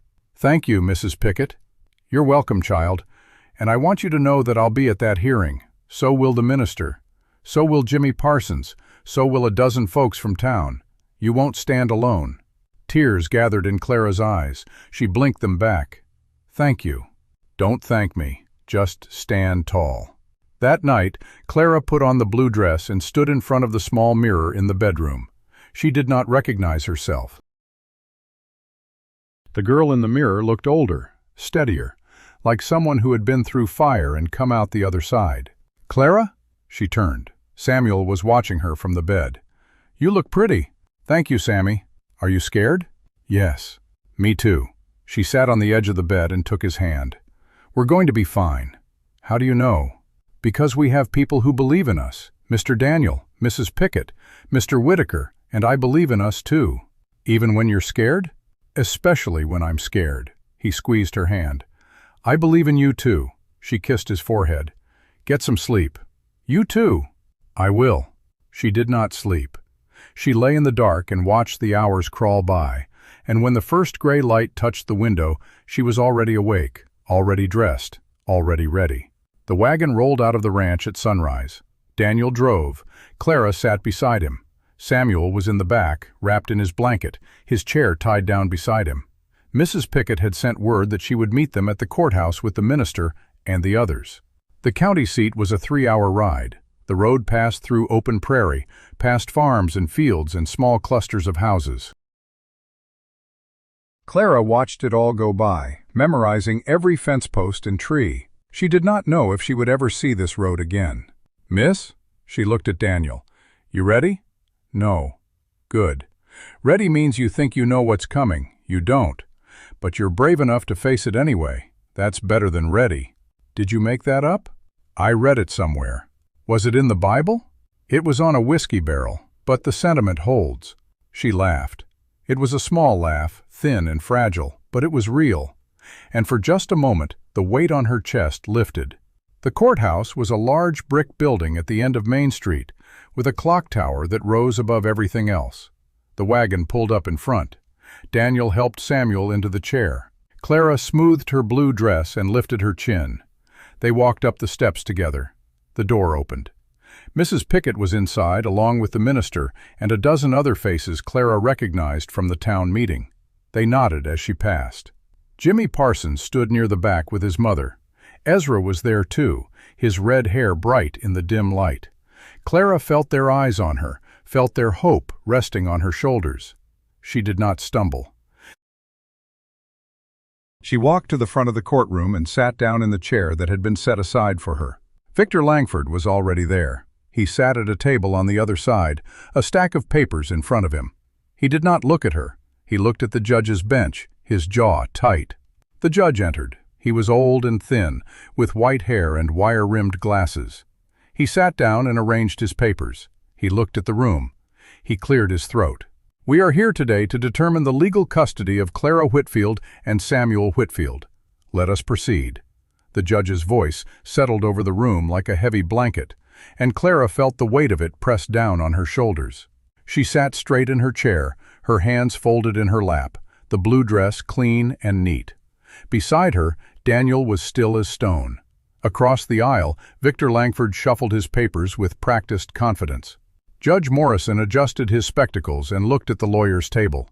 "Mr. Whitaker, you represent the children and Mr. Hayes?" "I do, Your Honor." "Mr. Langford, you have filed this petition. You may proceed with your opening statement." Langford stood. He was dressed in a black suit, his hair slicked down, his boots polished. He looked like a man who belonged in a courtroom. His voice was smooth, practiced. "Your Honor, I am here today not out of malice, but out of concern for the welfare of 2 children who have been placed in a situation that is, at best, irregular. Mr. Daniel Hayes is a widower, living alone on a remote ranch, with no female presence in the household. The children are not his kin. They were taken in under circumstances that raise serious questions about their legal status. I ask this court to examine whether these children have living relatives who have been denied knowledge of their whereabouts, and whether Mr. Hayes's household is fit for their upbringing. Whitaker stood. Your Honor, if I may? Proceed. The children's mother passed away 8 months ago. They have no known living relatives. They were homeless, hungry, and desperate when they came to Mr. Hayes's door. He took them in, fed them, clothed them, and has provided them with a home. There is nothing irregular about it. It is, in fact, the very definition of Christian charity. Langford smiled thinly. Christian charity is admirable. But charity does not confer legal custody. The children may be eligible for county support, or they may have relatives who have been searching for them. At the very least, they deserve a proper investigation before being deposited on a stranger's ranch. They were deposited on the street, Whitaker said. Mr. Hayes gave them a roof. Judge Morrison held up a hand. Gentlemen, let us not argue from our seats. Mr. Langford, call your first witness. Langford called the sheriff. The sheriff took the stand, looking uncomfortable in his uniform. He testified that he had investigated the children's background and found no record of relatives, but that his investigation had been limited. Langford pressed him on whether he had checked with neighboring counties. The sheriff admitted he had not. Would you say it's possible that relatives exist whom you have not found? It's possible, but I didn't find any. Thank you, Sheriff. Whitaker cross-examined. Sheriff, did you find any evidence that Mr. Hayes has mistreated these children? No. Did you find any evidence that he has housed them improperly? They have their own room. It's clean. I saw it. Did you find any evidence that the children are unhappy? They seem happy. The boy smiled when I talked to him. Thank you. No further questions. Langford then called Mrs. Pickett. She testified about the meeting in the town hall, about the letter she had received, about Bill Birch's confession. Langford tried to get her to say that the town had been divided, but she would not budge.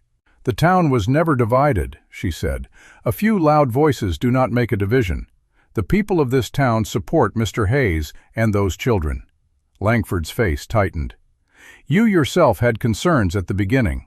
I had questions. That is different from concerns. And those questions were answered. By whom? By the children themselves, by Mr. Hayes, by my own eyes. Langford dismissed her with a wave. Whitaker declined to cross-examine. The minister took the stand next. He spoke of Daniel's character, his years in the community, his faithfulness even after his wife's death. He is a good man. He has never wavered in his duty. Langford tried to shake him. You admit you have not visited the ranch regularly. I visit when I am needed. I have seen the children. They are well cared for, but you do not know what happens behind closed doors. I know, Mr. Hayes. That is enough. Jimmy Parsons was called. He walked to the stand with his hands shaking. He testified about seeing Bill Birch push Samuel out of the wheelchair and steal the blanket. Langford cross-examined him harshly, trying to make him seem uncertain. You were behind the feed store, at night. How could you see clearly? There was a lantern on the wall. How far away were you? Maybe 30 feet. And you're certain it was Mr. Birch? I'm certain. Could you have been mistaken? No, sir. Langford sat down, frustrated. Whitaker thanked the boy. Then it was Clara's turn. She walked to the witness stand. Her legs were steady. She sat down in the chair and faced the judge. He looked at her with kind eyes. Miss Whitfield, do you understand that you are under oath? Yes, Your Honor. You promise to tell the truth, the whole truth, and nothing but the truth? Yes, Your Honor. Whitaker approached. Miss Whitfield, can you tell the court how you came to be at Mr. Hayes's ranch? She told the story. She started with her mother's death, the months of hunger, the market stalls that turned them away. She told about pushing Samuel through the dust, about the alley, and the man with the knife. She told about the ramp, about the stew, about the first warm meal in 3 days. Her voice did not break. She kept her eyes on the judge. When she finished, the room was silent. Judge Morrison removed his glasses and cleaned them slowly. Mr. Langford, you may cross-examine. Langford approached. His face was friendly, but his eyes were cold. Miss Whitfield, You say you have no living relatives. How can you be certain? Mama told me, before she died. She said it was just me and Sammy. She might have been mistaken. She wasn't. You seem very sure for a child your age. I'm sure because she said it with her last breath. People don't lie with their last breath. A murmur ran through the room. Langford pressed on. Has Mr. Hayes ever treated you improperly? No, sir. Has he ever struck you? No, sir. Has he ever made you feel unsafe? He makes me feel safe. For the first time since Mama died. Langford's face flickered. He changed tactic. Do you know that Mr. Hayes is a widower? That he lived alone for 2 years before you arrived? Yes, sir. Does it not strike you as unusual that a man would take in 2 strange children with no legal paperwork, no investigation? It strikes me as kind. Langford paused. He looked at the judge, then back at Clara. One more question, Miss Whitfield. If the court decided to place you and your brother in a county home, where you would have proper schooling, medical care, and a guaranteed future, would you accept that? Clara looked at him. She did not blink. No, sir, I would not. Why not? Because a home without love is just a building, and I have a home that has love in it. She heard Mrs. Pickett sniffle behind her.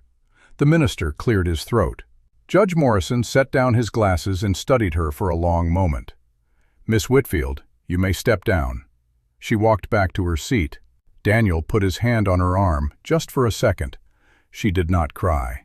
Langford called his final witness, himself. He testified that he had acted out of concern for the community, that he had no personal vendetta, that he only wanted what was best for the children. Whitaker cross-examined him sharply. Mr. Langford, is it true that you have attempted to purchase Mr. Hayes's land on multiple occasions? Land transactions are a matter of public record. Is it true that your offers were refused? Yes. Is it true that you have used Mr. Bill Birch, a known criminal, to spread rumors about the children? I have no control over Mr. Birch's actions. Is it true that you were present at a gathering of armed men who rode to Mr. Hayes's ranch to threaten him? I was present. I did not threaten anyone. Your Honor, I submit that the petitioner's history of hostility toward Mr. Hayes makes his concern for the children's welfare deeply suspect. Langford objected. The judge overruled him. When both sides had rested, Judge Morrison sat back in his chair. He looked at the ceiling for a long time. Then he looked at Clara, then at Samuel, then at Daniel. I have heard a great deal today. I have heard accusations and defenses, testimony and cross-examination. But what matters most to this court is the welfare of 2 children, and I have seen those children today. I have seen a girl who speaks with a clarity and courage that would shame most adults. I have seen a boy who, despite his injuries, looks at the world with hope. And I have seen a man who, by his own account, built a ramp before he knew who would need it. He paused. The room held its breath. This is not a close case. The evidence is overwhelming that Mr. Hayes has provided a fit and loving home. The allegations against him are baseless, and the petitioner's motives are, at best, questionable. Therefore, I rule that Clara Whitfield and Samuel Whitfield shall remain in the custody of Mr. Daniel Hayes, with all legal rights and responsibilities attendant thereto. The petition is dismissed. The gavel struck the wood. Clara heard the sound, but it took a moment for the meaning to reach her. Then she felt Daniel's hand on her shoulder, and she turned and saw his face, and he was smiling. A real smile, crinkling the corners of his eyes. "It's over, miss." She wanted to say something. She opened her mouth, but no words came. Instead, she did the only thing she could do. She let the tears come. The courtroom erupted in quiet celebration. Mrs. Pickett was crying. The minister was shaking Daniel's hand. Jimmy Parsons was grinning from ear to ear. Ezra was clapping. And in the back of the room, Victor Langford gathered his papers and walked out without a word. Clara did not watch him go. She walked to where Samuel sat in his chair and knelt beside him. "Sammy, we get to stay." "I knew it." "How did you know?" "Because Mr. Daniel built that ramp, and you don't build a ramp for someone you're going to send away." She laughed, the sound wet and broken. She put her arms around him and held him. The sun was setting when they walked out of the courthouse. The sky was orange and pink, streaked with clouds. The town square was quiet. A few people lingered, waiting to offer their congratulations. Daniel stood at the top of the steps, his hat in his hand. "Miss Whitfield." She looked up at him. "You did real good in there. Mr. Whitaker did most of the work. He laid the foundation. You built the house." She looked out at the town, at the people who had come to support them, at the road that led back to the ranch. The weight that had been on her chest for a year had lifted, and she felt light, almost dizzy. "Mr. Daniel?" "Yes, miss." "Can we go home now?" He smiled. "Let's go home." They walked down the steps together, Samuel in his chair, Clara beside him, Daniel behind them like a shepherd. The wagon was waiting, the horse stamped and blew. The road stretched out before them, dusty and long and full of possibility. As they drove out of town, Clara looked back. The courthouse clock tower was lit by the setting sun. The windows glowed, and for the first time in her life, she left a place knowing she would be welcome to return. She turned forward. The ranch was waiting. The chickens were waiting. The horses were waiting. And a home was waiting. A real home. With a ramp that a good man had built before he even knew her name. Tomorrow, at sunrise, she would wake to a new world. The wagon rolled down the long road toward the ranch, and the world felt different. The dust was the same dust. The sky was the same sky. The fence posts slid past one by one, just as they always had. But Clara sat taller on the seat, and the weight that had pressed on her chest for a year had lifted, leaving her light and hollow and full all at once. Samuel was asleep in the back, wrapped in his blanket, his head resting on a folded sack. The motion of the wagon rocked him gently. His face was peaceful. The worry lines that had etched themselves into his forehead over the past months finally smoothed away. Clara watched him breathe and felt something she had almost forgotten. The quiet certainty that he would be all right. Daniel did not speak for the first mile. He held the reins loosely, his eyes on the road, his shoulders relaxed. The tension that had lived in his neck and jaw since the day 2 children had appeared at his gate had loosened. He looked older and younger at the same time. "Mr. Daniel?" "Yes, miss." "What happens now?" He thought about it. "I reckon we get back to the ranch. We feed the stock, we fix the fence, we plant the garden. Then what? Then we do it again the next day. Just like before? Not just like before. Before, we were surviving. Now we're living. There's a difference." She turned that over in her mind. The road curved, and the ranch came into view. The house sat low against the horizon, the porch catching the last light of the sun. The ramp was still there, leading up to the door, and it looked like it had always been there, like it had grown out of the ground just for them. They pulled into the yard. Samuel woke as the wagon stopped. "Are we home?" "We're home." Daniel helped him out of the wagon and set him in his chair. Samuel looked at the house, at the ramp, at the chickens scratching in the yard. "It looks different." "It's the same," Clara said. "No, it looks different." She looked again. He was right. The house was the same, but the light on it was different. The shadows were softer. The windows glowed like eyes that were glad to see them. "Come on," she said. "Let's go inside."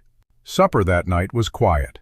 They ate at the table, the 3 of them, and the silence was not the heavy silence of worry. It was the full silence of people who did not need to fill the space with words. Samuel ate slowly but steadily, and Clara watched him finish his entire plate without being asked. "You ate everything," she said. "I was hungry. You haven't eaten everything in months." "I'm better now." She reached across the table and squeezed his hand. He squeezed back. After supper, Daniel built up the fire. Clara washed the dishes. Samuel sat by the window and watched the stars come out. The night was cool, the first hint of autumn in the air. The cottonwoods rustled, and somewhere a coyote called, lonely and far away. "Miss Whitfield." She turned from the dishpan. Daniel was standing by the fire with an envelope in his hand. "I got something for you." She dried her hands and crossed to him. He handed her the envelope. It was heavy, the paper thick and cream-colored. Her name was written on the front in careful handwriting. "What is it?" "Open it." She opened it. Inside was a document, legal-looking, with seals and signatures. She read the first line, then the second. Her hand went to her mouth. "Mr. Daniel." "Read it all." She read it. It was a petition for legal guardianship, signed and notarized, filed with the county court. It named Clara Whitfield and Samuel Whitfield as dependents of Daniel Hayes and requested full legal custody. And at the bottom, in the space for the children's consent, there was a line for her signature. "When did you do this?" "After the hearing. Whitaker drew it up. It's already filed. The judge signed it this morning before we left." She looked up at him. Her eyes were wet. "You're asking me to sign it?" "I'm asking you to choose, you and your brother. If you want to stay, you sign. If you want to leave, you don't. I won't hold it against you either way." She looked at the paper. She looked at Samuel, who was watching her from the window. She looked at Daniel, standing in the firelight with his hands at his sides, waiting. "Sammy?" "Yeah?" "Mr. Daniel wants us to stay. For real. Permanent. He's asking us to sign papers." Samuel wheeled himself closer. He took the paper from Clara and read it slowly, his lips moving. Then he looked at Daniel. "If we sign, we stay forever?" "Until you're grown. And after if you want." "What about when we're grown?" "Then you can stay as long as this roof holds." Samuel looked at Clara. "I want to sign." "Me too." Daniel brought a pen. Clara signed first, her hand steady. Samuel signed next, his letters wobbly but clear. Daniel signed as witness. He folded the paper and put it back in the envelope. "It's done," he said.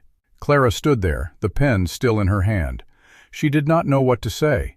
She did not know how to put the feeling in her chest into words. So she did what she had done that first night. She stepped forward and put her arms around Daniel's waist and pressed her face against his shirt. He stood still for a moment. Then his arms came around her, slow and careful, like she was something precious. "Thank you," she whispered. "You're welcome, miss." She stayed there a long time. Samuel rolled his chair over and leaned against them both, and the three of them stood in the firelight, the envelope on the table, the stars in the window, the coyote calling in the distance. The days that followed settled into a rhythm that felt like a song Clara had always known, but could not remember hearing. Mornings came with the rooster. Daniel was at the stove before the sun cleared the horizon. Clara fed the chickens and gathered eggs. Samuel sat on the porch and sorted nails, or read from the books the minister had brought. The work was steady and good. Langford left town. No one made a fuss about it. He simply was not there one day. His land went up for auction, and the bank sold it in parcels to families who had been renting from him for years. The Hendrickson farm went back to Martha Hendrickson and her children. The lumber mill changed hands. The town breathed out. Bill Birch was sentenced to 3 years in the state prison. His brother, the sheriff, resigned at the end of the month. The new sheriff was a young man named Coulter, who had moved to town 2 years earlier and had no debts to anyone. He stopped by the ranch on his second day in office to introduce himself. "I just want you to know," he said, "that as long as I'm sheriff, this ranch is under my protection. You won't have any trouble." "We appreciate that," Daniel said. "Your girl did a brave thing at that hearing. I heard about it from 6 people. She's not my girl by blood, but she's my girl. That's the kind that counts." Autumn came in gold and red. The cottonwoods turned. The air grew crisp. Clara helped Daniel bring in the hay. Samuel learned to drive the wagon using only his arms, guiding the horse with a gentle rein and a calm voice. He was good at it. He had a way with animals that made them quiet and still. One afternoon in late October, Daniel took them into town for supplies. They walked past the market where Clara had been turned away, and the baker came out of his shop. "Miss Whitfield," she stopped. "I owe you an apology," he said. "I turned you away from my stall last spring. I was wrong. I was scared of what folks would say, but I was wrong." She looked at him. He was a small man with a flour-dusted apron and a face that was trying hard to be honest. "Thank you, sir. I'd like to give you this." He held out a loaf of bread, still warm. "No charge, for you and your brother." She took it. The warmth seeped through the cloth. "Thank you." He nodded and went back inside. Clara stood on the boardwalk, holding the bread, and felt something shift inside her. Not forgiveness, that would take longer, but the beginning of it. They walked on. Mrs. Pickett waved from the dry goods store. The minister tipped his hat. Ezra ran out of the livery to say hello. The town was no longer a place of turned backs and averted eyes. It was becoming something else. That night, Clara sat on the porch with Samuel. The stars were thick overhead, more than she had ever seen. The Milky Way was a river of light. "Clara? Yeah? Do you think Mama can see us now?" She thought about it. "I think she can." "Do you think she's happy?" "I think she's proud." "Of us?" "Of us. Of Mr. Daniel. Of the way things turned out." Samuel was quiet. Then he said, "I think I want to call him something different." "What?" "I've been thinking about it a long time. I want to call him Pa." Clara felt her throat tighten. "I think he'd like that." "You going to call him that too?" "When I'm ready." "When will that be?" "Soon," he nodded. They sat in the dark, and Clara looked at the stars and thought about her mother. She thought about the long road that had brought them here. She thought about the ramp and the stew and the first warm night in a real bed. She thought about the hearing and the judge and the moment she had signed her name on the paper. The door opened behind them. Daniel came out with 2 cups of coffee. He handed one to Clara. "You're up late. Couldn't sleep. Mind if I sit?" "It's your porch." He sat on the step beside her. Samuel rolled his chair closer. The 3 of them looked at the stars. "Mr. Daniel," Samuel said. "Son, I got something to say." "Go ahead." Samuel took a breath. "Pa?" The word hung in the air. Daniel did not move. He did not speak. The seconds stretched. "Pa?" Samuel said again, smaller. Daniel's voice came out rough. "Yes, son? I just wanted to see how it sounded." "It sounds good." "Yeah?" "Yeah." Samuel smiled. He looked at Clara. "Your turn." She shook her head. "Not yet." "Soon?" "Soon." Daniel reached over and put his hand on her shoulder. She leaned into it. The stars wheeled overhead. The coyote called again, closer this time, and another answered. The night was full of voices, speaking a language older than words. They sat there until the coffee grew cold. Then Daniel stood. "Time for bed. We got hay to move tomorrow." "Good night, Pa," Samuel said. "Good night, son." Clara stood. She looked at Daniel. She opened her mouth. The word was there, waiting, but she was not ready yet. She would be. Soon. "Good night, Mr. Daniel," she said. "Good night, miss." They went inside. The house settled around them. The fire popped. The clock ticked. Samuel was asleep within minutes, his face peaceful. Clara lay awake and listened to the sounds of the house. The creak of the roof beams, the whisper of the wind, the soft footsteps of Daniel moving through the kitchen, checking the locks. She thought about all the doors that had closed on her, and she thought about this one, the door that had opened. The next morning, Clara woke before dawn. She lay in bed and watched the light grow gray at the window. She listened to Samuel breathing. She listened to the house waking up. She got up and dressed. She walked to the kitchen. Daniel was at the stove, his back to her. "Good morning, Pa." He froze. The spatula in his hand stopped mid-air. He turned slowly. "Miss?" "Pa." He set down the spatula. He crossed the kitchen. He stopped in front of her. His eyes were wet. "Say it again." "Pa. You're my pa now, if you want to be." He knelt down. He was a tall man, and kneeling brought him level with her. He looked at her the way he had looked at her that first night, like she was something he had been waiting for without knowing it. "I want to be," he said. She put her arms around his neck. He held her, and she felt the trembling in his shoulders. He was crying. She had never seen him cry before. "Thank you for building the ramp," she whispered. "It was just lumber." "No, it was hope. You built hope before you knew my name." He did not answer. He did not have to. The spring that followed was the greenest Clara had ever seen. The rains came gentle and steady. The grass grew thick and tall. The chickens laid eggs every day. The horses grew sleek and strong. Samuel got a new chair. Daniel had ordered it from a craftsman in the county seat, a chair with bigger wheels and a padded seat, and a footrest that could be adjusted. Samuel called it his chariot. He rolled around the ranch with speed and confidence, chasing the chickens for fun, racing Clara down the lane. She let him win sometimes. Not always. He was getting faster. Thomas Cole came back. He appeared one afternoon in late May, riding the same tired horse, wearing the same dusty coat. He pulled up at the gate and waited.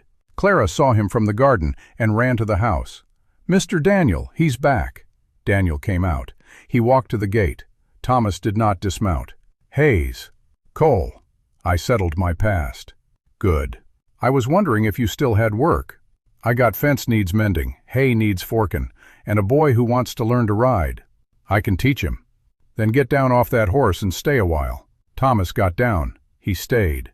That summer the ranch grew. Daniel bought 24 head of cattle from the Hendrickson spread. Thomas built a new paddock. Clara learned to rope and brand. Samuel learned to drive the wagon with one hand and wave with the other. Mrs. Pickett came by every Sunday with bread. Ezra came on Saturdays to help with the stock. The minister held a service on the porch one evening, and half the town showed up with chairs and blankets and baskets of food. Clara stood at the edge of the crowd and watched. She saw Daniel talking with the minister. She saw Samuel telling a story to a circle of children. She saw Thomas carrying a bucket of water to the horses. She saw Mrs. Pickett laughing with the baker, and she understood, standing there in the golden evening light, that this was what her mother had meant. The world was mostly all right if you gave it the chance. The world had given her a chance, and she had taken it. The fall of that year brought one last moment, small and perfect. Clara was in the barn, mending a halter, when Samuel rolled in. He had a piece of paper in his hand. "Look what I made." He handed it to her. It was a drawing, done in charcoal, a house, a ramp, 3 figures on the porch, one tall, one small in a chair, one standing beside him. Above them, the words, "Our home." "Sammy, this is beautiful." "It's for Pa. For his birthday." "His birthday is next month." "I know. I wanted to get it ready." She handed it back. "He's going to love it." "You think?" "I know." Samuel tucked the drawing into his shirt. He looked at her. "Clara? Yeah? I'm happy." She knelt down beside his chair. "Me too. Remember when we were hungry? Every day. Remember when we thought we'd never be full again?" "Yes. Now I'm full all the time." She put her hand on his cheek. "Me too." The day of Daniel's birthday came. Clara and Samuel had planned it for weeks. Mrs. Pickett helped. Thomas built a table. The minister brought a jug of cider. Ezra came with a new bridle for Daniel's horse. They held it on the porch in the late afternoon light. Daniel sat in his rocking chair and watched them all with an expression Clara had never seen on him before. It took her a moment to recognize it. Then she did. It was peace. Samuel gave him the drawing. Daniel held it for a long time, looking at it. Then he set it on the table and put his hand over it, like it was something precious. "Thank you, son. I wanted you to have it. I'll treasure it." Clara had her own gift. It was small, wrapped in a scrap of cloth. She handed it to him. He unwrapped it. It was a piece of wood, smoothed and polished, with words carved into it. "For the man who built the ramp." He read it. He turned it over in his hands. He did not speak for a long moment. "Miss Whitfield? I carved it myself. Took me 2 months. It's the finest thing I ever received." "Better than the drawing?" He laughed. "Just as good." That night, after the guests had gone and Samuel was asleep, Clara and Daniel sat on the porch. The stars were out. The air was cool. "Mr. Daniel?" "Yes, miss?" "I got one more thing to say." "Go ahead." She took a breath. "When we first came here, I didn't trust it. I didn't trust you. I didn't trust the warmth or the food or the bed. I kept waiting for it to be taken away." "I know. But it never was. You never did. And I wanted you to know that I don't wait anymore." He looked at her. In the lamplight from the window, his face was lined and kind. "That's the best birthday gift I could ask for." She leaned her head on his shoulder. He put his arm around her. They sat that way for a long time, watching the stars. This is Clint Dawson, and you've been listening to Frontier Heart Audio. Until next time, keep your heart open and your trails safe.